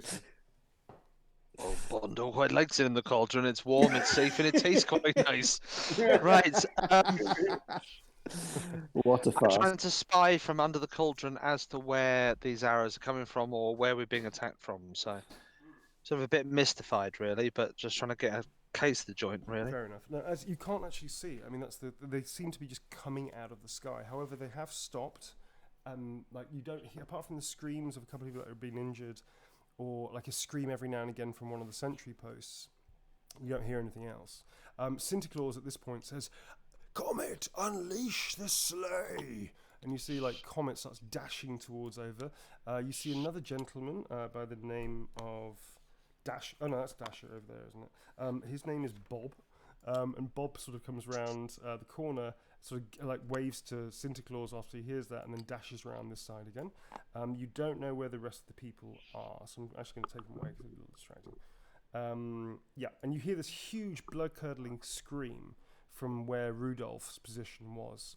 So much so that actually it's quite harrowing that you hear this. You bunch of heroes. Okay, new round. What are you all going to do? I believe it's now Teddy's go. here's our last round of action. Teddy tried to rob them. I fell down and pretended to be dead. Ratty tried to resuscitate me somehow. By slapping you. And Bondo licked the inside of a cauldron. Well done, Hey! chaps. We have arrived. And I couldn't be more proud. Oh, did we get a certificate? If we survive, we should. Yeah. I kind of think I should just give you, like, Participation all, medal. I should just like you should all lose a round and just sit there and think what you've done. Can't wait for all this Just put a being pause. experience points. I think no, because if you're playing to character type, which you are, you're all bunch, but you're basically the Marx Brothers. You're like the Stooges, of the Warhammer world. This is the party. So the Vagabond Chronicles is probably badly named. It's the Stooge Chronicles, yeah, the Warhammer Brothers Chronicles. The old world boobs. Yeah, exactly. So there you are. I like that one. The old world boobs is our new hashtag. The for old sure. world boobs. This is brilliant. Okay. So Teddy, back to your heroic. Will appear in a lot of pilfering. internet searches. Yeah, exactly. Well, I guess we'll get our hits up. That will probably expand the number of viewers. That's hilarious. They'll have like an average viewing span of 5 seconds when they realise this is not pornography. This was not what I signed This is up not for. what I was looking for. So anyway, okay. So back Or maybe to, it was. back to Yes, no, it was. Back to our I'll man. check the other drawers then. Our man on the scan. Okay. You're such a. You're a thief, I guess. You're playing to time. Okay, I'm a so burglar as well. You are a burglaring. burglar. So the top drawer is locked. It's definitely not shifting. You can try and jimmy the lock if you wish. Yeah. I'm gonna have another Jimmy check. All right. You I don't. get a mention. You reckon just a dagger will do it? Like a lockpick you don't need. You can probably just literally, There unless we you want to go, be discreet. easy. But you're in a bit of a Yeah. fast No, I'm usually discreet. So 11. Okay, so 11. That's a success. You pop it open, and then you see a couple of small bags. They seem too small to have like great wealth in necessarily, but they are like jingling. Those will be going in my knapsack. Okay. Yoink. And the pen as well. Yoink. You took the pen.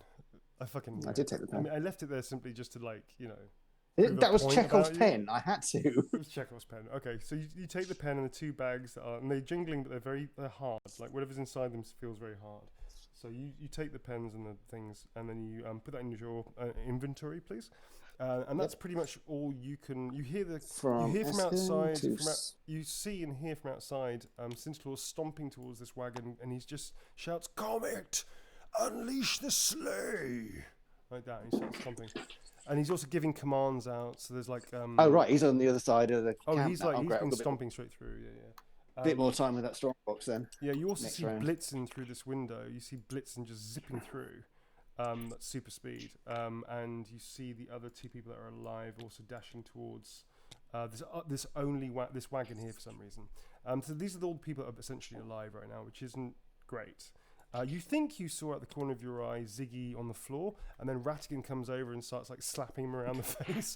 So whatever drama's unfolding, it's just distracting. You need to carry on and do what you're doing. Seems legit. Seems For legit. those 2 idiots. Yeah. So Ziggy, it's back over to you, sir. You are being slapped in the face repeatedly by Ratigan, who's telling you you're sweet, you sweet soldier or something, whatever the fuck he's saying. What are you gonna do, sir? Ratty is not really getting the message, I feel. Okay, I'm gonna. I guess it sounds like there's some better options going on here now, so I'm gonna give up my. Yeah, well, it was all going so well, but then unfortunately my ruse was too convincing, and Ratty fell for it. The sweet sauce. So I'm gonna stand up. I don't like public displays of affection, so I'm gonna sort of stand up and say, I'm fine, Ratty, you sweet idiot. And I'm going to charge after Sinta Klaas and says, "Oh, can I go on the sleigh?" And sort of follow up whatever's going on there, and the cool woman with the 2 bows and all that sort of stuff, because that looks like the sort of place where legends are forged. Yeah, sure. She looks like she's the most kick-ass person you've ever seen. In fact, any of you have ever seen. She's probably. As I see her running, I'm sort of emulating her run because I'm sort of like trying to get myself looking cool. And she runs a little bit like Gal Gadot in like the Wonder Woman things, like that cool like long hand action, like zoom, zoom, like really like overly elaborate running, but like super hot and cool. She looks basically cool. she could destroy everybody here. Basically, she's probably the most powerful person here. Okay, But you emulate her. Yeah, definitely. Yeah. Cool. Okay, So, you start doing that. Can we see the sleigh? Is the sleigh apparent, or is it? I'm gonna get to that. Okay. Aww. Come on, I'm getting there. He unleashed it 3 times. Yeah, well, it's the point. It's like one of those fucking Soderbergh, like Tarantino moments where things overlap and shit.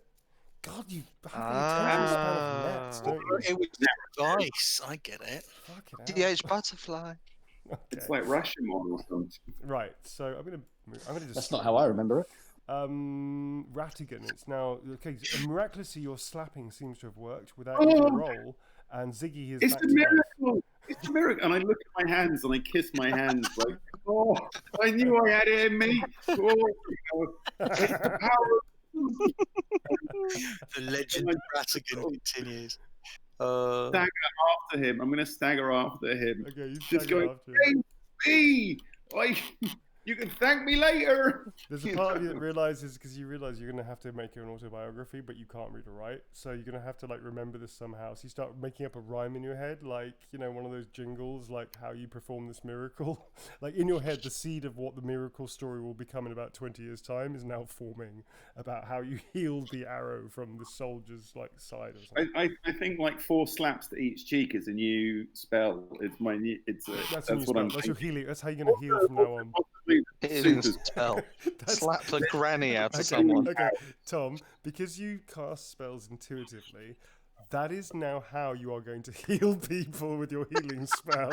It has morphed into slapping them around the face 4 times, saying, "Come back to me, my lovely boy or person," or whatever the thing is that you said, okay? Yeah. That's how you're going to use the healing spell from now on. Okay. Otherwise, Alright. it won't Soldier, work. wasn't it? That is like your special incantation, like movements and stuff, Alright. patterns and the Okay. That's what you still have to use an ingredient, but that's how you do it now. 4 slaps to the Okay. face. All right. I got it. Good. That's cool. Good. So I'm staggering, still mostly covered in soup. You're like a soup monster. Apart from whatever I wiped onto Ziggy, Yeah. I'm staggering after him, just sort of praising and Praising Tal. So I'm praising Tal, praising my hands, praising the soup, okay. praising everything. praise Bless the soup. you, soup. Bless you, arrow. Yeah. Okay. So I'm Alright. just behind him.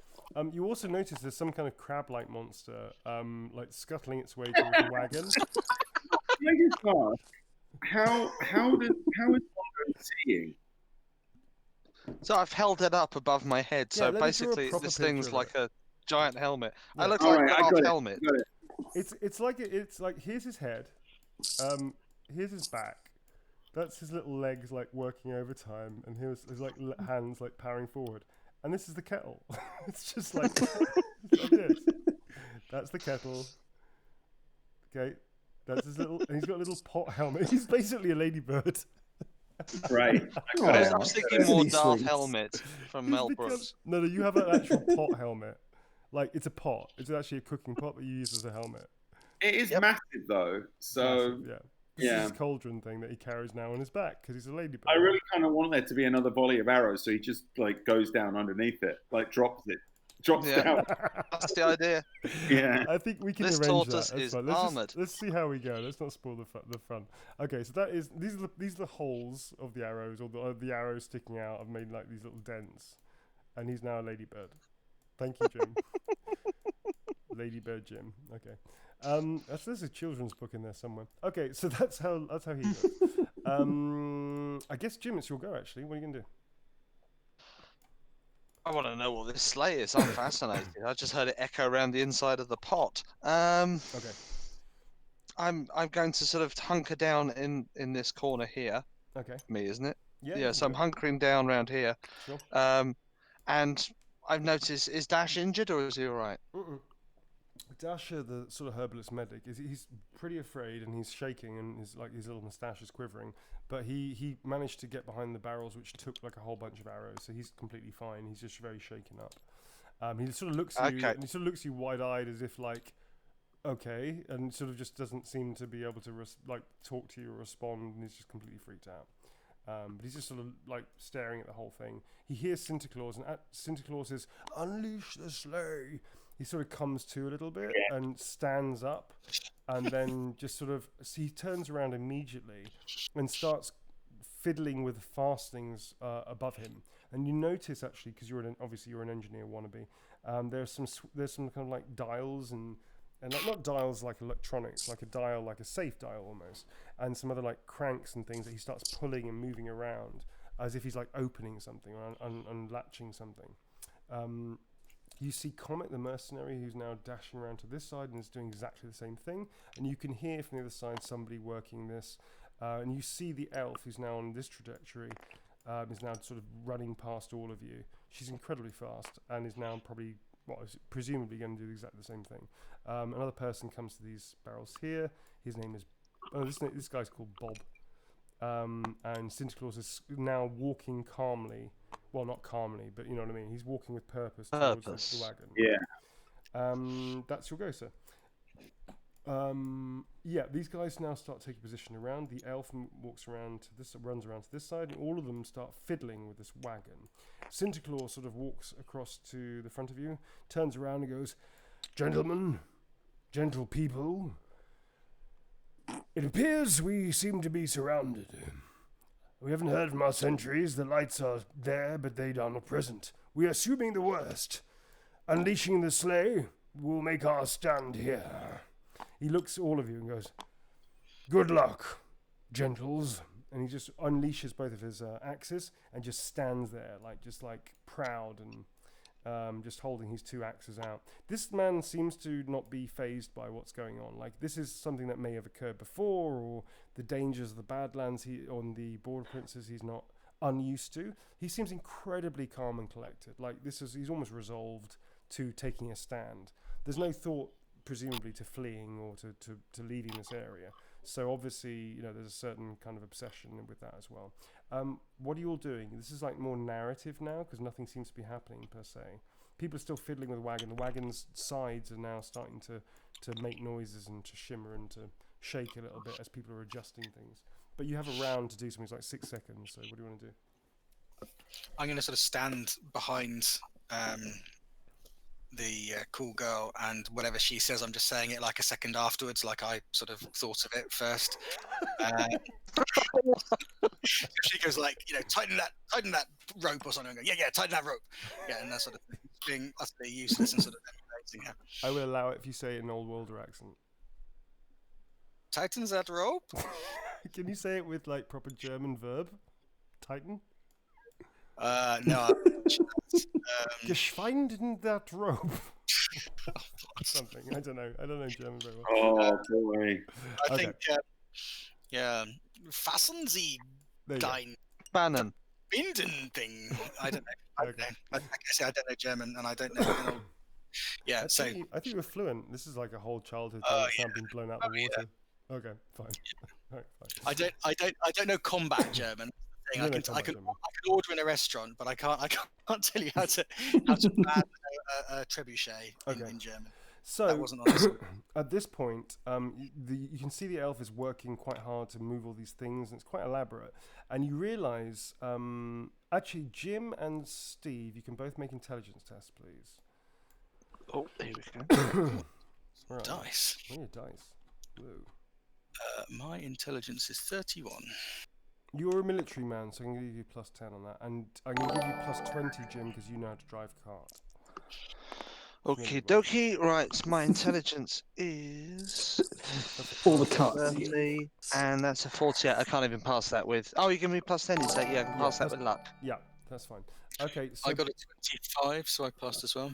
Okay, cool. So you both realise that the panels of this wagon are not like built into it; they're fixed, and they're literally pulling off all the panels to this walled wagon, and they're going to be lifting it out, which is like weird and crazy and shit. But that's what they're doing. At the same time, you also hear this screech, and from the darkness, 4 figures appear here. And there's 4 goblins that appear running full tilt out of the darkness from the direction of where the sentry was, who presumably is no more.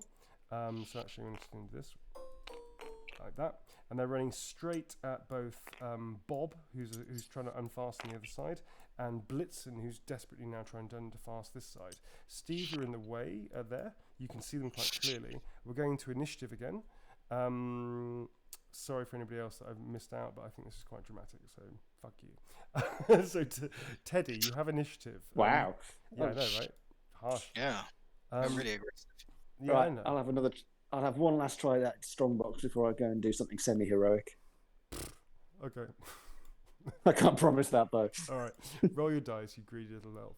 Halfling, sorry. sorry for elves. Jesus Christ. Wow, yeah.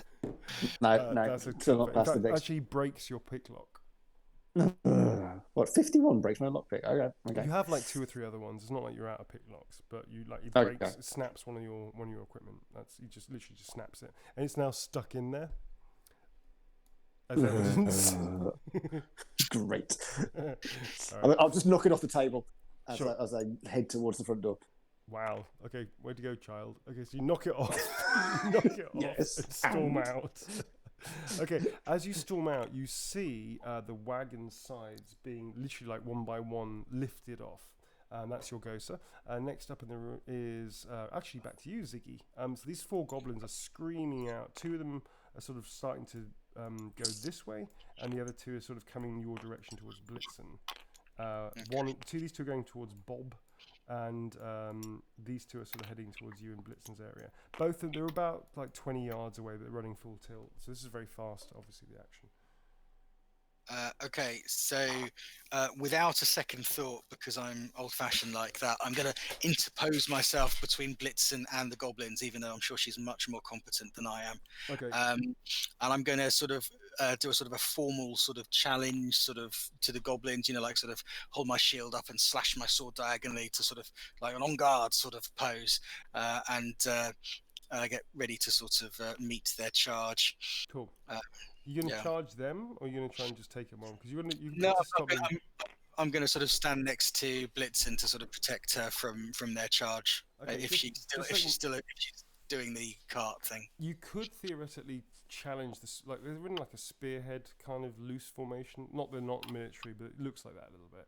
You could theoretically engage 3 of them by like getting in the way. That would probably help Bob out somewhat, because Bob's also. Yeah, but Bob's not a fit girl, so I'm less bothered about Bob. You are a 17-year-old boy. You are a 17-year-old really heterosexual I really boy. am. Okay. Yeah. Fine. So you're going to do that, you little. Man, Well, Well, as I guys. say, it's the sort of the chivalric thing to do, isn't it? To ignore man and Patronize chauvinistically. women. Exactly, patronize women. That's right. Okay. That's how I roll. Fine. Yeah. Okay. So your 17-year-old. Overly hormonal, patronizing, slightly sexist idiot is now just like trying to charge 2 goblins. Fine. Okay, good luck, Bob. It went really well for Rudolph, so I guess you'll be fine. Okay, you can enter combat if you wish with the first one. I mean, you can meet them in like a short jog charge into combat, if you wish. Yeah, so whatever. I'm happy to just charge in at them, or sort of wait till they're nearby and then charge. Have they got spears or swords, or what are they carrying? They've got very rusty looking like machete kind of sword like things. Okay, so like I say, Ziggy is meticulous, so he'll remember like the correct way of fighting against a person with a short bladed weapon. Sure. And he'll sort of fall into that sort of pose. So I guess he'll try and I don't know, catch their weapon, wait for them to strike, and sort of try and catch their weapon on his shield, and then use his sword in a riposte. Make it happen, sir. Roll your dice. So what do I do? Just roll in a weapon skill. Am I going weapon first? Skill plus 10. Yeah. Sweet as a nut. Okay, so here I go down here.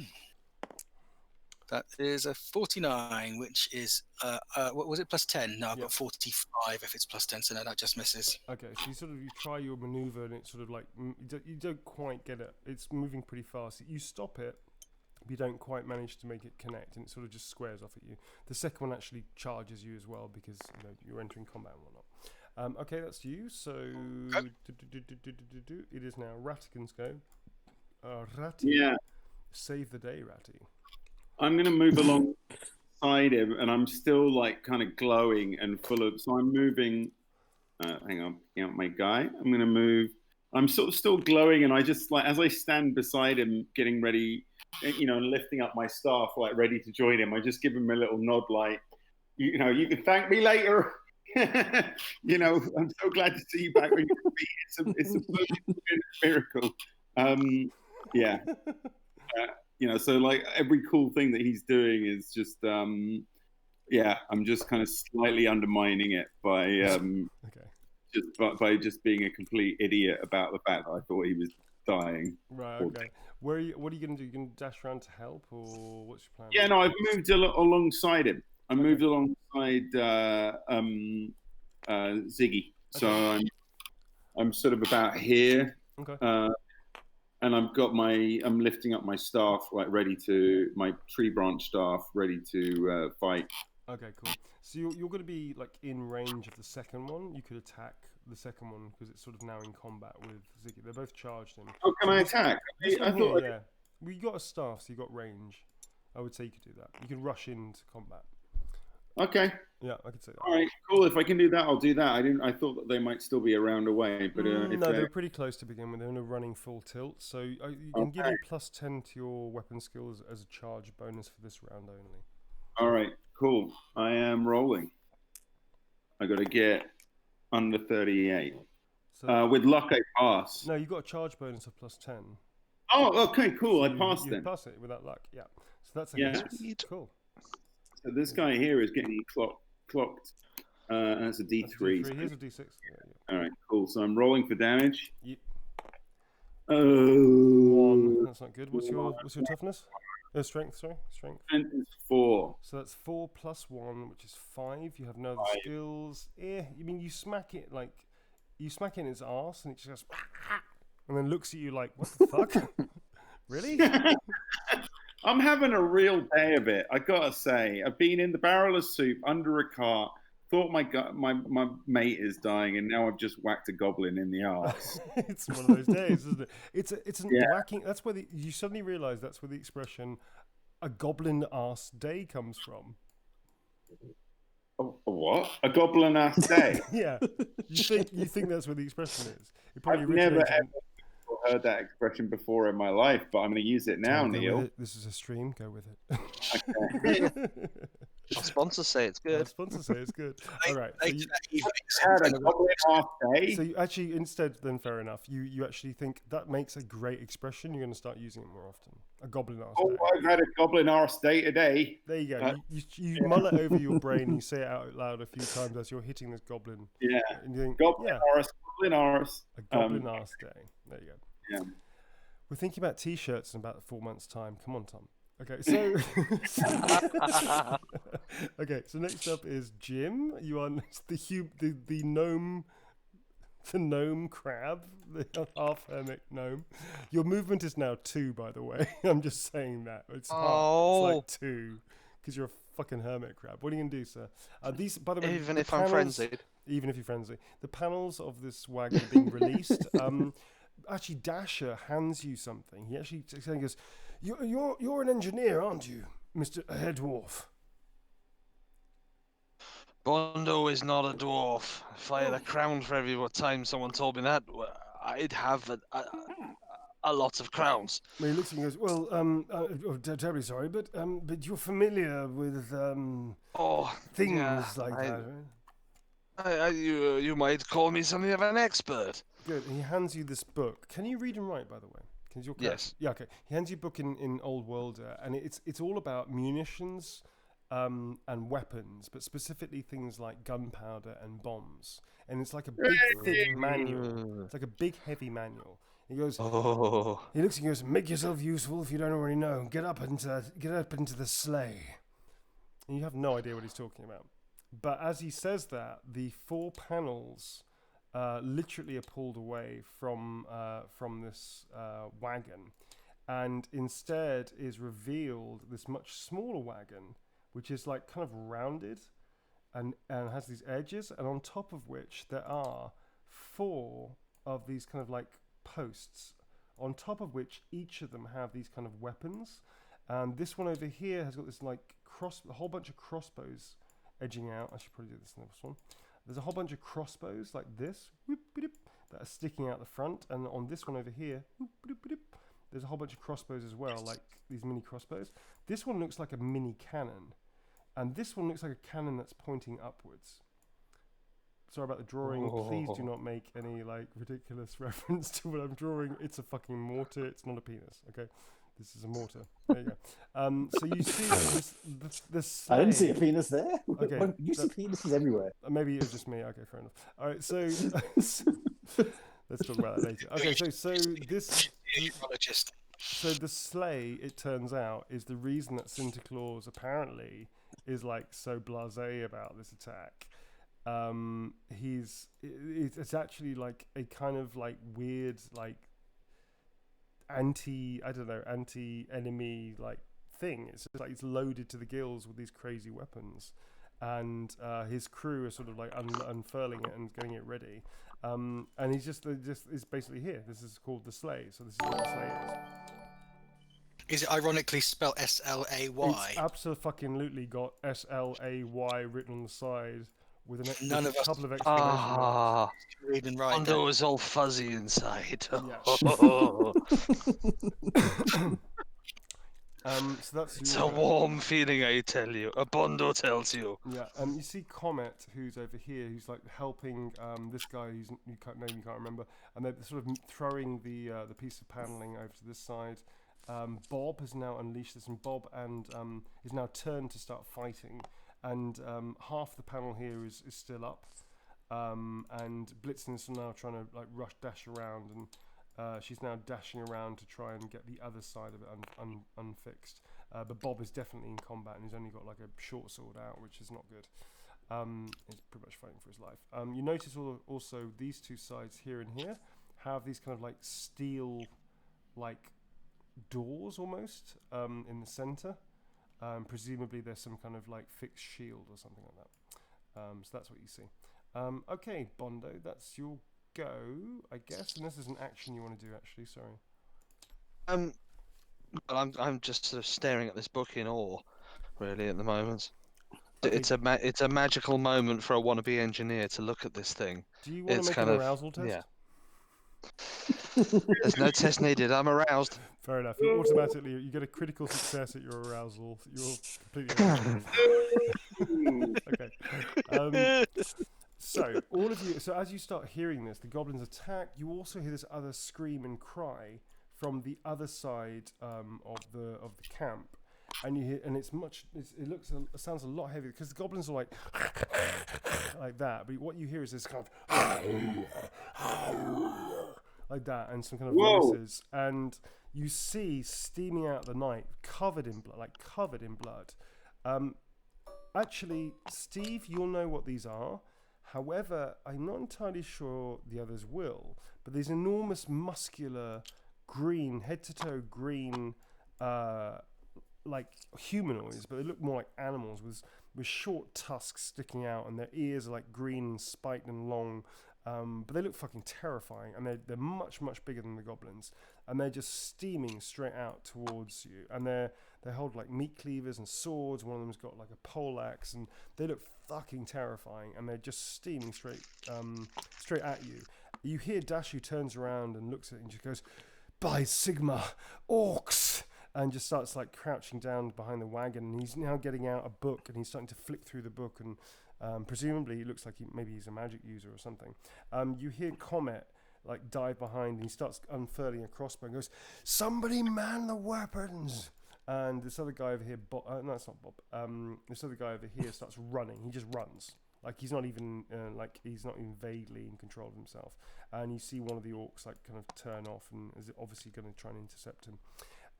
Where are we at, actually? We're in a new round, aren't we?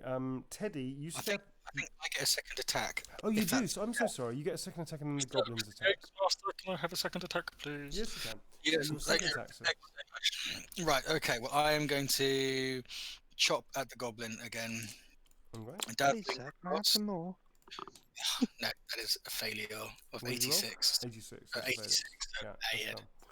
fine. Okay, so Okay. 1, 2, 3, 4. So these 4 goblins are now in attack with you. So the first goblin's going to attack Rati. That is a miss. Second one's going to attack Steve. That's a miss as well. Then we've got Bob. Wow, way to go, fucking goblins, huh? Okay, so all of the goblins sort of like make little attempts to attack you, or they miss time, or you catch them expertly on your blade, or your staff just gives you reach that they can't reach you. So none of the goblins actually make any kind of hit. New round. So Teddy, sir. Teddy is. I'm going to climb up on top of the station wagon. Yeah, Whatever you we can called scale it. it. Yeah, you can on top. Yeah. Yep. And sort of roll on my back and start looking at the loot that I've got out of the out of the wagon. Yes, because why would anybody need any help? Fair enough. Okay. So you pull out your pack and you see you open the 2 bags and you actually open them up and they're full of gemstones. Sweet. You can't tell what they are because you don't have a valuator. You don't really know what the fuck they are, but they look like they're expensive. You also remember that you've got 2 scrolls that you pilfered from that church.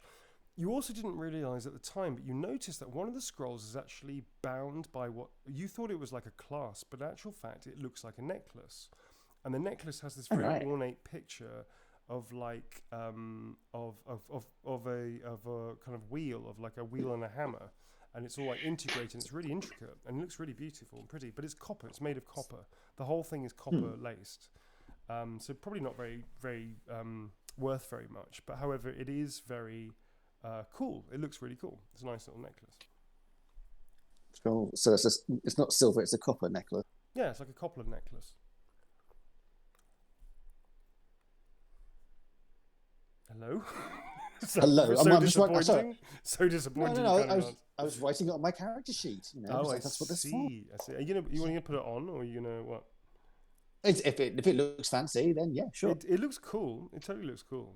Yeah. Yeah. Right. Okay, so you slip it over your head, and you feel like 5% cooler than you did 2 minutes before.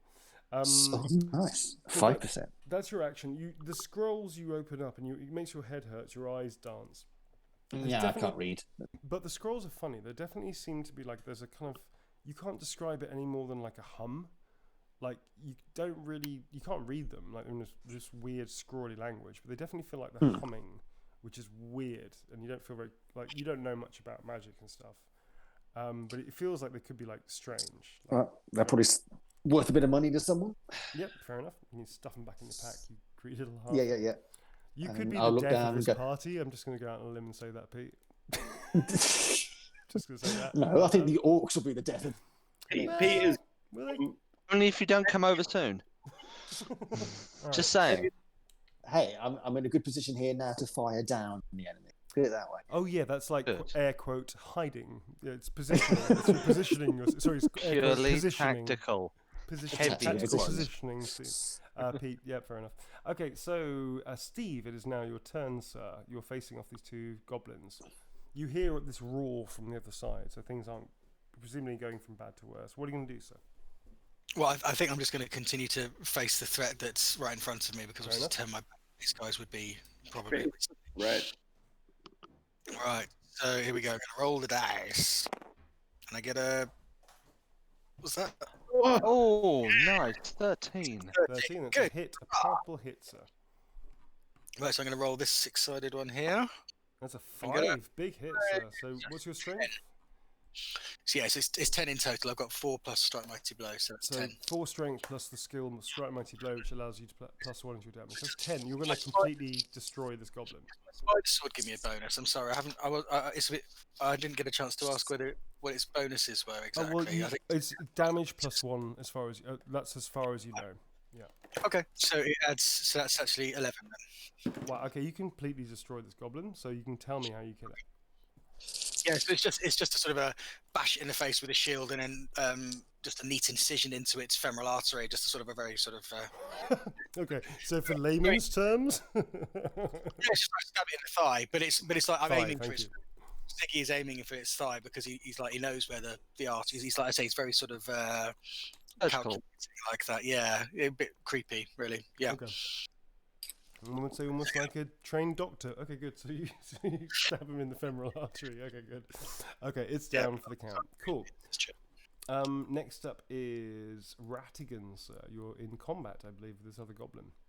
Yeah, I'm going to take a swing at his arse again, I think. Why not? It's been a goblin arse day, I tell you.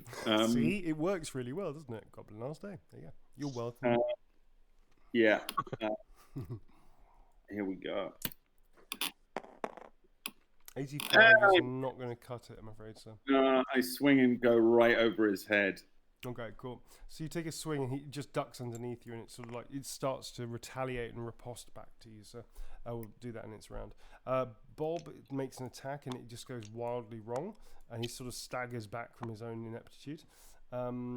These orcs are now charging further, so they're getting much, much closer. This orc is now on an intercept course with this human who's running scared.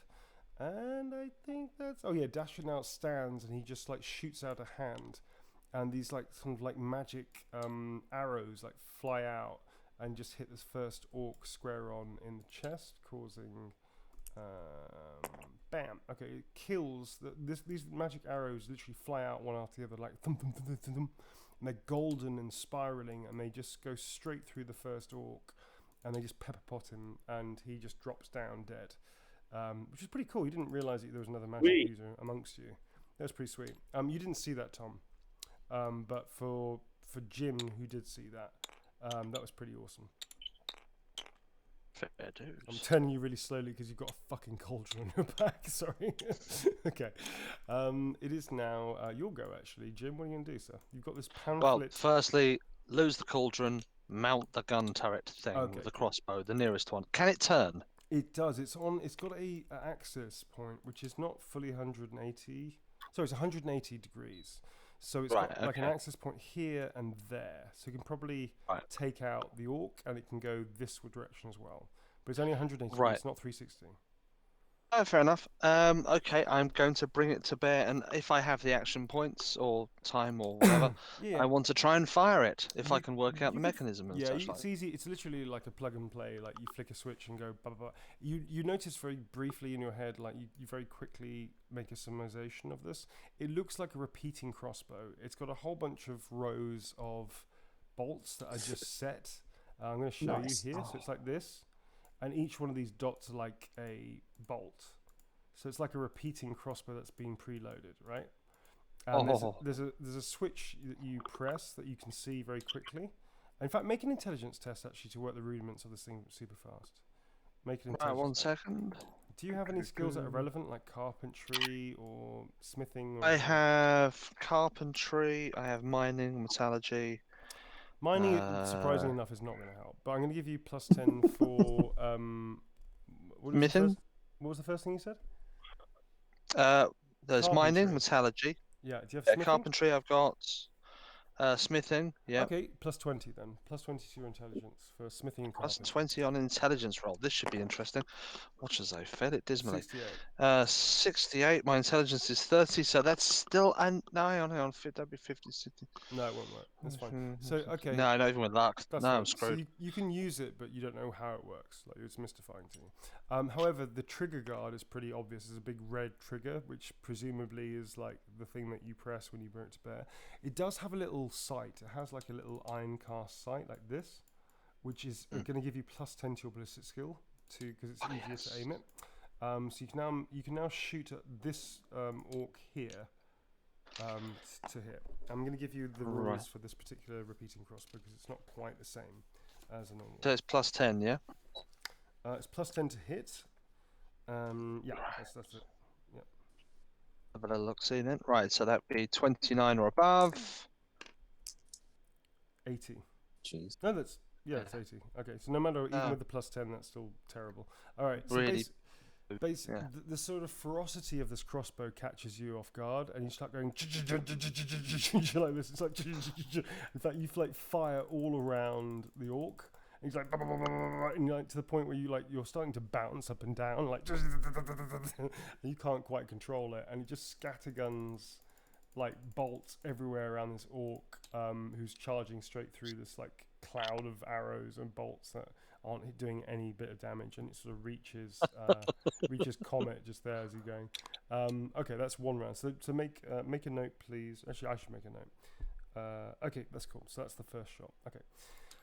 It then stops as it hits like the end of its track, and you realize there's like another switch that you have to flick, and that'll send it to the next track of preloaded bolts. So you haven't wasted the whole ammunition, but each time you fire, it just like fires off automatically these bolts. Does that make sense? Oakley. Yeah, cool. Okay, so it's now these turns round. So the orc leaps at Comet, and it is going to roll. And it is going to hit big. Fucking hell. Okay. This could be a very short battle. That's a critical. So I'm just going to Oh fuck! I did not count on me being so much better at rolling than you got. Okay, so that's okay. That's not good. All right. Okay, so this orc just charges in, having been like running through a field of bolts, and just like literally launches itself and pins Comet against the wagon, against like the side here with a sword, and just runs a sword straight through him to the point where he just gets stuck in the side, and his body is now like against the sword. Sorry, I'm doing a lot of elaborate like model throwing around here, but Comet's body just gets stuck in the side. The orc is now. You are with the angels now. He's a greasy mess on the side of the clouds. Pretty much. So, but the orc is now weaponless, which is useful. However, he's looking straight at Dasher and has this horrible grin on his face, and he's just like laughing almost, and just starts leaping like in mid-leap as he's starting to go over the barrels towards Dasher, who's now desperately trying to form some kind of incantation.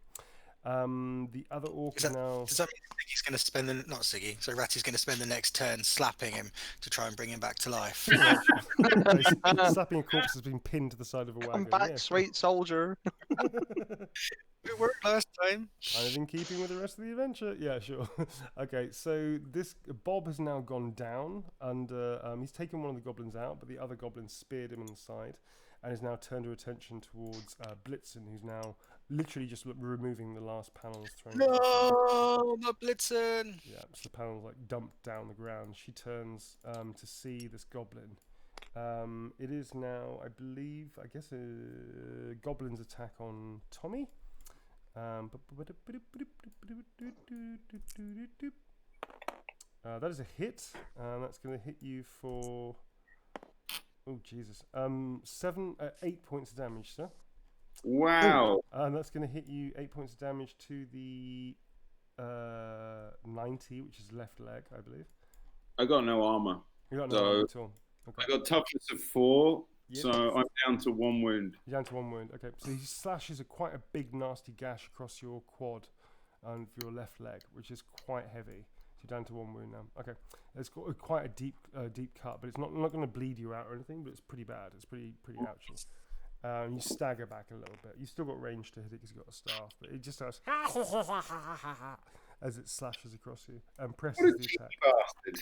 Yep, cheeky bastard. Steve, do you have your second attack now? Steve? Oh, sorry, yeah, sorry. My mic's on mute, sorry. Yeah, I do. I have my second attack, and I am going to take it against the man. So Didn't you miss Mondo out again? Maybe. Steve's second attack is just after Bondo. Oh yeah, that's right. Sorry. Okay, sorry, Bondo. This turn, sorry. Is it? Sorry. Bondo, it's your go. You got another. This orc is like standing like half. He's clambering over the barrel. So I'm going to give you. It's extremely close range. I'm going to give you plus 20 to try and hit it because I kind of feel you need it. I love you. Let's have a look. Hang on. Let's see if I can do it this time. Crossbow. 23. Yay. Oh, Happy days. Happy Yes, days. that is a hit. So that's a D. Right. That's now rolling a D. Oh, basically, this is something interesting. It's effective strength of 3, but you roll D3 for the number of hits you hit. It's a repeating crossbow. Okay, let's have a look. So one of roll those. D3 first. That's 2, so you get to roll D6 twice, and then add them together. Right. D6 twice. 1 Oh, yeah, D6 together. is a 1. And 2 D6 is That's 3. That's 4 plus effective. That's 7. Okay, cool. So you hit this orc and you just go, and you hit it like in its arm and its chest, and it actually falls back off the barrel. It's not dead, but it's severely weakened, and it's definitely bleeding out. The green ichor starts like dribbling out of these like bolts that are just sticking inside of it, and it sort of staggers to its side here. You see that Sinta Klaas is now axes out, just turns to it and just literally just lops his head off in one swift movement. So call him. He might be a merchant, but Sinta Klaas can kick some serious fucking ass. And he just like turns and goes, "Rally, lads! Fend them off. We can take the day." And just like turns like that. And He seems to be in his element. He seems a lot less than a mild-mannered merchant, more like an angel of death. So yeah, he's doing pretty well. So that's 3 out of the 4 orcs gone. Another orc is now still chasing here. You notice the orc in the distance is chasing down this human and has literally just jumped on its back and is whatever they're doing. It's either love or he's killing him. One of the two. I can't tell you. It's Neil, you need to go on a course, man. You can't do it. Let's just say it's very cathartic what they're doing, but it's not healthy. It's not healthy, no. No. Probably killing him. Okay, so where are we It's at? my second attack now, I think. Is that right? Is that where It's we go? your second attack now. Why not? Not that I'm grubbing for a second attack, so I'm going to roll these dice here, and I'm going to get no, 82. Fail. Okay, so you're sort of trying to intervene yourself between yourself and Ratty, and it doesn't quite work, and the goblin sort of sneaks around to the side a little bit. Blitzen, it's new round. Blitzen goes before Teddy. So, yeah, I know, right? Ow. Deal with Holy fucking crap. that shit. You said Teddy always went first. Blitzen does this thing where she leaps. She takes out 2 daggers, 2 short sword daggers, and she leaps towards this orc and just jumps at it and plunges her daggers into the chest of this orc, and then pushes off in midair and flips round and then kicks this goblin square in the face. And you hear this crunch as this Bondo likes them tall. as this goblin, and she just like lands in this like cat-like prowl, and then just turns back and looks towards Ziggy, who's sort of like keeping an eye on her, kind of thing. So sort of gives her a cursory look, and she just winks. But then, and you kind of realize, oh, she's winking, until you realize she's not winking at you. She's winking at Ratty, who's like looking at her now with this like, I don't know how you're looking at her, Ratty, but she's just killed 2 sentient beings and is now winking at you. Well, I'm covered in, like, literally covered in soup, which I imagine is a kind of, like, sort of beigey, slurry color, and so I'm just gonna. Getting a little bit self-conscious. Well, no, I just nod back at her, but completely in a sort of like, I just think like, well done for killing 2 of the green people. But Do you not think it was a little threatening? Well, I don't like the green people because one of them just, slashed me in the leg. So That's fair enough. Okay. Hidden Heroine, by the way, has done a really cool picture of Blitzen on the Instagram. Already? She's been doing, Jesus Christ. Yeah. How many days have we been doing this stream for? Hidden Heroine has been doing some really, really great fan art while we've been broadcasting, and You are a machine, Hidden Heroine. You are a machine. Blitzen is popular. Awesome picture of I think it's Ratty with arrow soup or cooked soup. Yeah, and now you need to take a 2-minute break while I go and check this out. Carry on. A slightly sexy picture of Sinta Klaas. Actually, very sexy, very provocatively sexy picture of Sinta Klaas. Oh no, I just clicked through. Don't click through to the. Jim, is that you? That's the second picture. Don't know. Don't know. Hang on, that's a very sexy picture of Sinta Klaas. Okay. I understand the reference now. Okay, fair enough. Okay. That is Jim. That's actually Jim. Oh god. Hang on. It's great. I'm done Blitzen now. is very cool. I like Blitzen. Okay. Cool. That does look exactly like Jim does. It's eerie. Okay, sorry. Let's go back to. Sorry, let's do what we're talking about. What were we talking about? So I just see Jim now. I noticed the storm glance between Blitzen and Rattigan, and my heart breaks just a little bit. And I mutter to myself, "I stabbed a goblin in the femoral artery, and nobody gives a shit about me." It's another one for your book of like, and then they said, and then they didn't even notice. Okay. Yeah, Cool. adding it to the list. Okay, so where are we? Okay, that's Blitzen's go. She then kind of like runs back to the wagon and just like starts like as if she's about to flip up above it, I guess. Who's next? So where were we at? Who was the last person to go? I can't remember completely. Blitzen, so it's back to me. All I can see is just like Jim in that position, just like giving me those come to the rug eyes. It's been a long time since I've had that much hair. Well, on my head, anyway. On your head, right? Okay. Teddy. Moving on. Teddy? Okay, Teddy, can you please, do you have acute hearing or excellent vision? No, I don't, unfortunately. I have night vision. How long? It's about 30 yards or something, right? 20 yards. Yeah. Okay. Make an initiative test minus 20, please. Ooh. Where's my I dice? know. Here. Penalties. No, it's a That's fail. a fail. Okay. That's fine. What are you gonna do, sir? You just see all this sort of unfolding from a distance, but you can see reasonably clear. You can't see what's happening on this side, but you can definitely see what's happening on this side over here. What is going on? Sinta Klaas killing things. Sinta Klaas has just completely done something just awesomely cool. You can hear sounds of battle and carnage on the other side. Jim is So all now I can really, Jim sorry. is just like firing off this mounted repeating crossbow, like everywhere. Dasher is clearly a magic user and has been firing off magic arrows. And there's a guy who's been stabbed and pinned to the side of this wagon, which has now turned into basically a battle wagon. The sleigh, and you see this drawing on the side which says sleigh in Old Worlder, which is a terribly funny pun, I guess, if you're, If I could read. Yeah, exactly. Which you can't, so you have no idea. It's just scribbling. It's like a bunch of scribbles. Yeah, that's what you see. That's what's going on. Okay, let's check what's going on the other side, just in case there's another bloody horde. Make another coming. initiative test. Same penalty, please. But again, sort of 51. pass. Is that a pass? Okay, cool.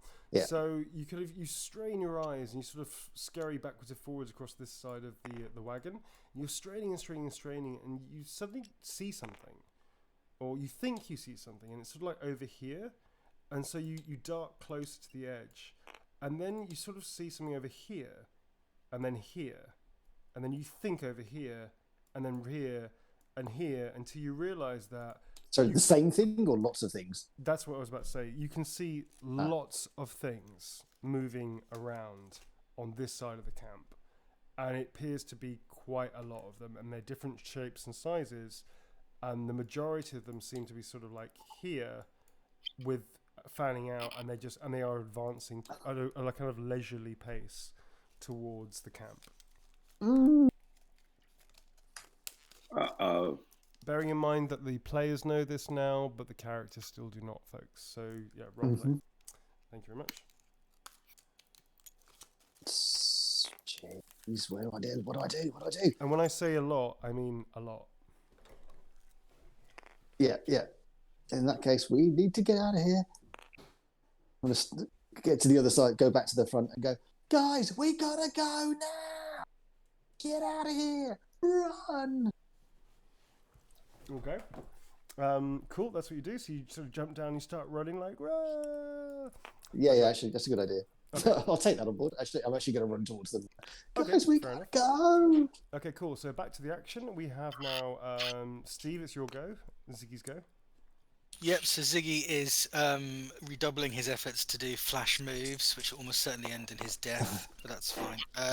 36. Am I winning? You are winning. This is a hit. Yes! You're winning combat. Yeah. Well, I hit then, that's good. And I'm going to roll the dice. So winning gives you a plus 10 because you're sort of pressing your advantage, as it were. So that's 9 in total. Oh, that's going to easily do it. You're going to dispatch this goblin. Super easy. I'm going to tut again. See, I killed 2. I'm looking over my shoulder, and I'm sure Blitzen is looking completely the other way as I. Blitzen, nobody saw you kill this goblin. In fact, Ratigan has sort of like noticed like a feather in the sky that's been lifted up by the wind, and is just staring at this thing moving across as you stab the goblin in whatever cool manner you want to do. So I'm just going to slice its jugular, and I'm going to look round and hold it there for a second, and then sort of let the sword drop to my. I'm going to sort of like breathe in and out in a sort of a dramatic way, and then I look round and absolutely nobody's watching me. Yep. I'm just going to sigh, kick a stone on the ground, and turn around towards the sleigh. Okay. So you sort of start working back towards the sleigh. You notice now that Jim is manning what looks to be a repeating crossbow. You also notice there's a cannon, a mortar, and another repeating crossbow on this wagon thing. And that the side of it... Can you read and write, by the way?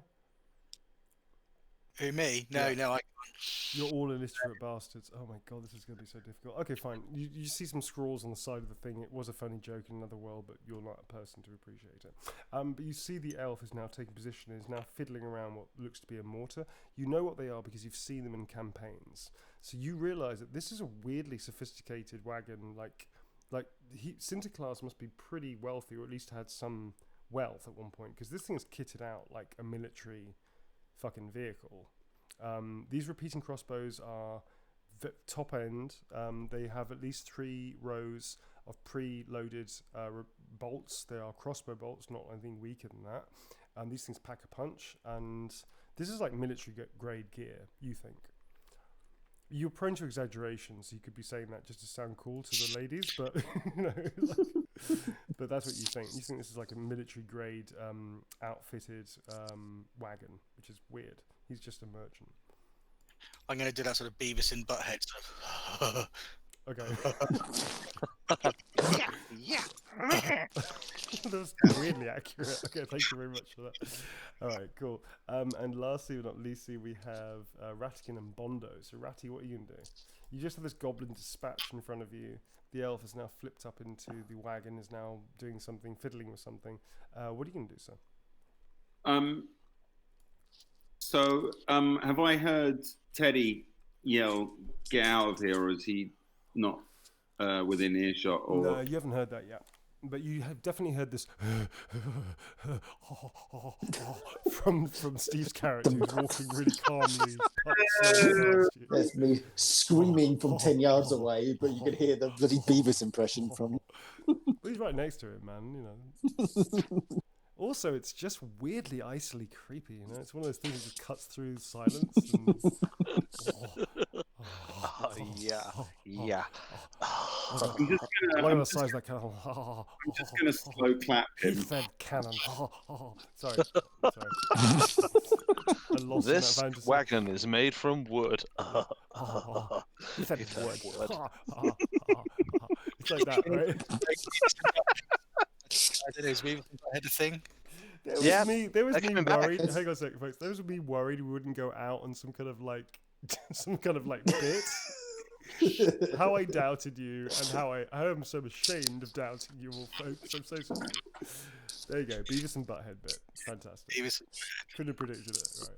Sorry, Tom. I'm really interrupting the flow. We literally haven't moved on since 1990. Yeah, I know. Actually, it's coming back this year. They're redoing some.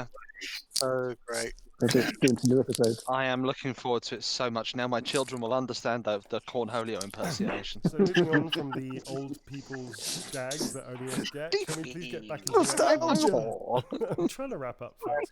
All right, Ratty, save us, Ratty. So Ratty. Well, seeing as Steve has just dispatched the last goblin, in particular the one that just hurt me, I just give it. I'm just going to give him a nod, and I go, well, I reckon that's where I was about square.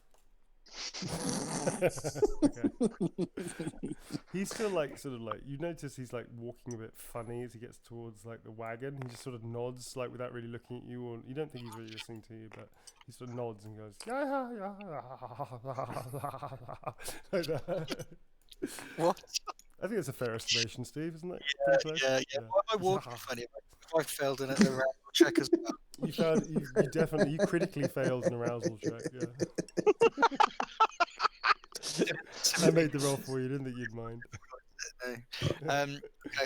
All right. Okay. I've got this image in my head of Blitzen sort of posing in a bikini over the sleigh, like one of those sort of car sort of expos that you see. It's just completely actually happening, but that's what's in Ziggy's head. It's so fucking demeaning. Yeah. It's a happy place. Ziggy's head is a very happy if place she right could now. see into your brain right now, she would spit you on a spear. Just vomits up into her own mouth a little bit. She does. In fact, what happens is she vomits into her mouth and has no idea why, and then she turns around and just sees you clamber into the wagon, and then it's she has this reaction to just being near her. All right. I get the impression she knows that I've, sullied her mentally. Yeah, basically, she's what gets the feeling. 17-year-old boys. We were all 17-year-old boys. We know exactly what we're talking about. Okay, so Tom, that was your go. You getting into the wagon as well, I presume? Yeah, I guess so. If we're all heading to the wagon, seeing as it looks like the safest spot around us. Fair enough. I look at my tree branch and then I look at the wagon bristling with. All right, I'm getting on the way. For a split second, you waver and then you go, "No, fuck it, I'll get on." Okay, so you I clamber do on. give my tree branch a little kiss just so it doesn't feel bad. Yeah, you don't want it to feel bad, right? Like, No. All right. Oh, Ratty, do your ferrets know how to man heavy munitions? Because I've got this image of them wearing a little tin helmet and standing behind Little flat jackets on. Yeah. unleashing hell. That would be awesome. Oh, that reminds me, actually, Tom. How many magic points do you have? 2, right? I've got 2, but actually I want to use. Sorry, that's something I'm going to do this round if I can. As I'm approaching the wagon, Yeah. I slap myself 4 times on each cheek and go, "Hey, you get better too." And at that point, what do you say? there, you get better, you get better. That's what you say, right? Oh, you slap yourself on the cheek. Okay. I actually just slapped myself around the face quite a lot while I was doing that. Okay. And at that moment,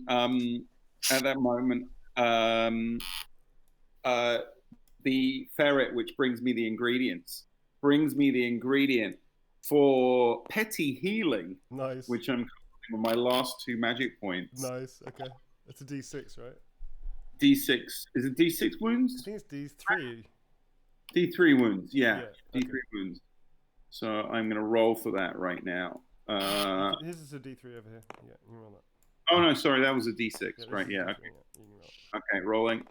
1. Man, fair my enough. rolls suck today. They really All did, right. didn't they? Okay, so that's you're on 2. Yeah. On 2 wounds. I've lost all my magic. Yeah. As you do so, you sort of feel the magic sort of ebb out of you. It's kind of like it's kind of like when people get sinus irritations. Like you feel like your magic sort of goes to your sinuses. Like you get bunged up, kind of thing, right? And as you do so, the other ferret that has up till now not really been doing much sort of seems to like spark to life, and it clambers like very slowly up the side of your bath towel, your bathrobe, and it just grabs your cheeks. Like I really want to draw a drawing. I really want to do a drawing of it. So this is your face, right? And this is your hair. This is Ratty. Sorry, that way around. Sorry, hidden her. It's not going to be anywhere near as much as interesting. But this is the ferret. Is the ferret gonna kiss me? Kind of. The ferret is like here. This is the ferret, and it just grabs your cheeks and it makes your mouth go like squidgy. These are your eyes, like that. Well, like it's doing like a little. Like you squeeze a baby's cheeks. Like you Yeah. squeeze a baby's cheeks, right? It just grabs your cheeks like this, and then its eyes start glowing purple and green and gold, and then it intensifies, and the eyes go pure gold, and they just erupt, and they zap your eyes. Like These ferrets are the coolest little guys. You've got magic ferrets. I mean, you don't know much about ferrets, so if this is what ferrets do for a living, that's pretty cool. I mean, you don't know much about ferrets. You just could be like a normal ferret, as far as you're concerned. Can you please roll 2d4? 2d4. Yeah. There's d4. D4's over here, so. Yeah. Where? Sorry, I'm zoomed in. It's just here, man. I've got this one. I'm just gonna roll it twice. Yeah. All right. So we've got There's a 3 and 4. and That's 7. 7. You're going to get 7 magic points back. Oh, So wow. yeah, that's my. Is that my total? Oh no, I get 8. Cool. All right. Cool. Cool. So you get your magic point. This is again not the weirdest thing I guess that's happened to you today, but still pretty fucking strange, right? So yeah, that happens, and you suddenly feel like zapped. Literally, your hair goes on end, like it spikes on end, like kind of like Christopher Lloyd.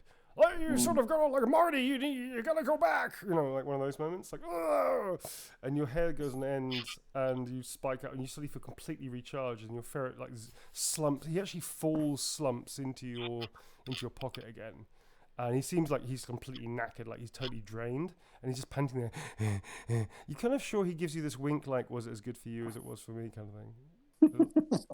Whoa. Whoa. Right? All right. You baby Yoda your ferret. He baby Yoda your ferret. Yeah, pretty much. Wow. Okay, but these guys are cool. I'm gonna have to. All right. Next time we're gonna talk about names for these guys. I'm gonna start thinking of names, and if anyone has suggestions for names, who's listening, then Oh I my don't god, know. yeah, we haven't named these ferrets. You need to name No, the we haven't ferrets. So Okay, so community, if you want. Sorry, Tommy, you go ahead. well, you were just saying exactly what I was saying. That yeah, basically, I'm gonna just anyone who's got ideas for names, drop them on the message thing. Or is there another way they can communicate with? Is there another way people could? If you want to put down like ideas for names, we have. Do we have like an email yet, Jim? Or do you want to say it's not a long email?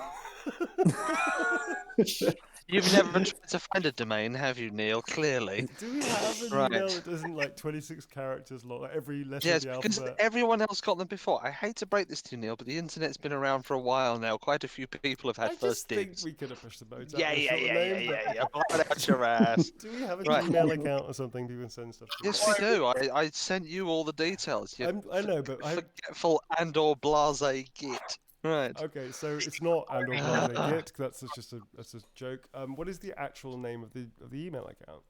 Off the top of my head, I cannot remember right now, but we will post it to the feed channel, Instagram, etc., at our earliest conveniences. Cool. We're also going to try and make a Discord channel for the community, which we'll be putting up soon as well. So once we get as long as we find a name that's at least 25 syllables. Yeah, trust me, it's not easy. Okay, we will find something to post out. But yes, we'll try and do it tomorrow. So we'll post them up. But any names for the ferrets would be hugely appreciated. I'm cool. Currently in the chat it's Long and Noodle. Noodle's fucking brilliant. Noodle. I like noodle. Noodle's good. I'm fond of a noodle anyway. How about we put a picture up saying competition time on Instagram, and then everybody can comment with what their ideas are. How does that sound, folks? That's a great idea. Cool. Groovy. Anyway, are we going to wrap this up? We are going to wrap this up, sir. We are going to wrap this up. So, all right. So okay, you're I've just been my own ferret, and that was sort of. Okay. Yeah. So Bondo, it's now your go to wrap things up for us neatly in a little Bondo bow. You see that the elf is quickly moving with great alacrity.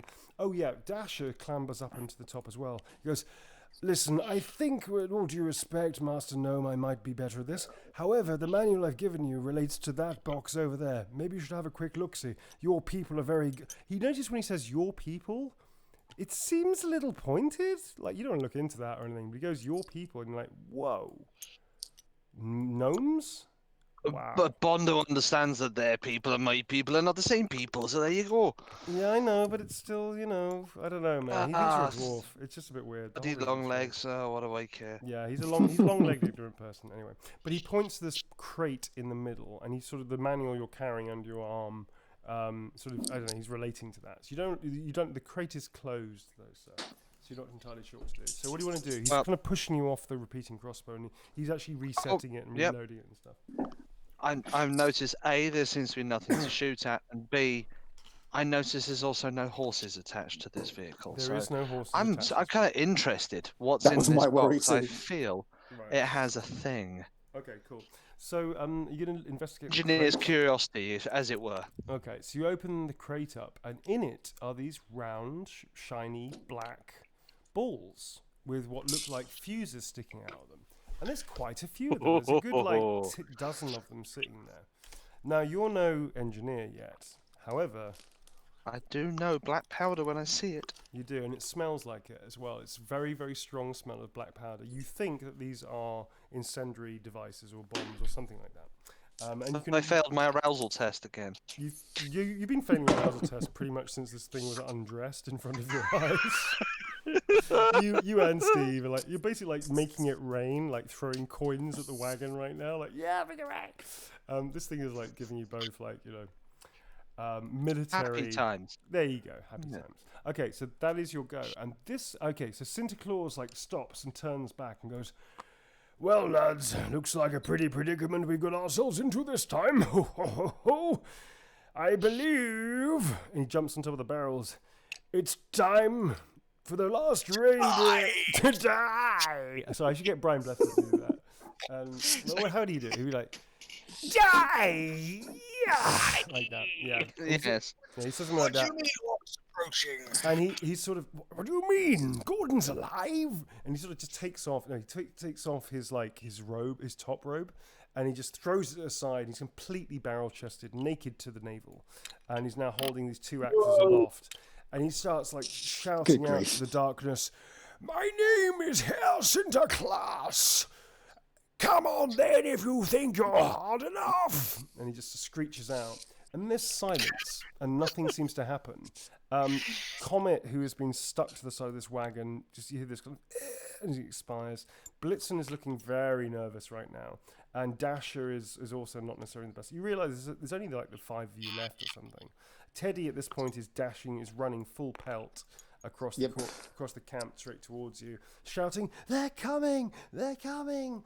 And all you hear him scream this out, like, "They're coming! There's a lot." What did you say? Sorry, what did you say, Pete? It's exactly that. They're coming. They're coming. They're There's loads coming. of them. We've got to get out of here. And as he starts saying there's loads of them, all you hear is this. What the fuck was that? And at that point, ladies and gentlemen, and everything in between, every person in between, however you identify, we are going to call it a close for Chapter 6. Yay! Are we on Chapter 6? My goodness. Yeah, that was. We make mention of all the kind gifts and subs that have been in the stream please. today. Could you lead us with that, Jim? That'd be awesome. You don't mind? Whoa there, Veronica. Thank you very much for your generosity. And thank you again for being a pillar of the community. Huge thanks. And thank you, everybody, for your fan art. Like we said, we're going to try and get our shit together. On Instagram, we will post a post that will have all the relevant incredibly long links to the various things you can send subs to. We really appreciate your support, and we appreciate the fact that you're still listening. God knows why. I mean, whichever God you believe in. We don't know why you're still here, but we thank you for still being here. Please do us a favor. We don't do any advertising outside of social media. If you think you have a friend or a friend of a friend or a friend that you're willing to lose as a friend, please suggest that please suggest to them that they spend a bit of time with us at the table, and might want to come along for an adventure and just slowly shake their heads at 5 middle-aged men trying to be cool, I guess. I have a kid, right? They're going to hate this. Like in 10 years' time, when they're old enough to feel embarrassed by me, they're going to hate this. My eldest one loves this. Really? Yeah, he's happy as Larry. He just found out today. He's chuffed. I think he might still be listening. Well, so anyway, big shout out to the big lad. Yeah. Hello, Daniel. Huge thanks to the players. Thank you very much for your entertaining, if not slightly infuriating, decisions. Always. Looking at you, Teddy. Just at you. Just looking at you, Teddy. Just looking at you. And thank you to Yogo11. Thank you to them. They're always great. Thank you very much. Blue has made an appearance as well, by the way. Sorry? Blue has made an appearance as well. So hey, Blue, for hanging out. Thanks, Owen. And again, thank you to the awesome community who are a bunch of sweethearts. I think without anything else left to say, unless there's anything else, there's we nothing kind else. of love you guys. Thank you. Yeah. And we love you. Keep it coming. It's really amazing. Extraordinary. Thank you, Hidden Heroine. I guess it's my turn, right? It's always your turn. Falls into the black gulf. Yeah. Thanks, folks. Have a really good night, and we'll see you around. See you at the table. Bye. Bye. Oh.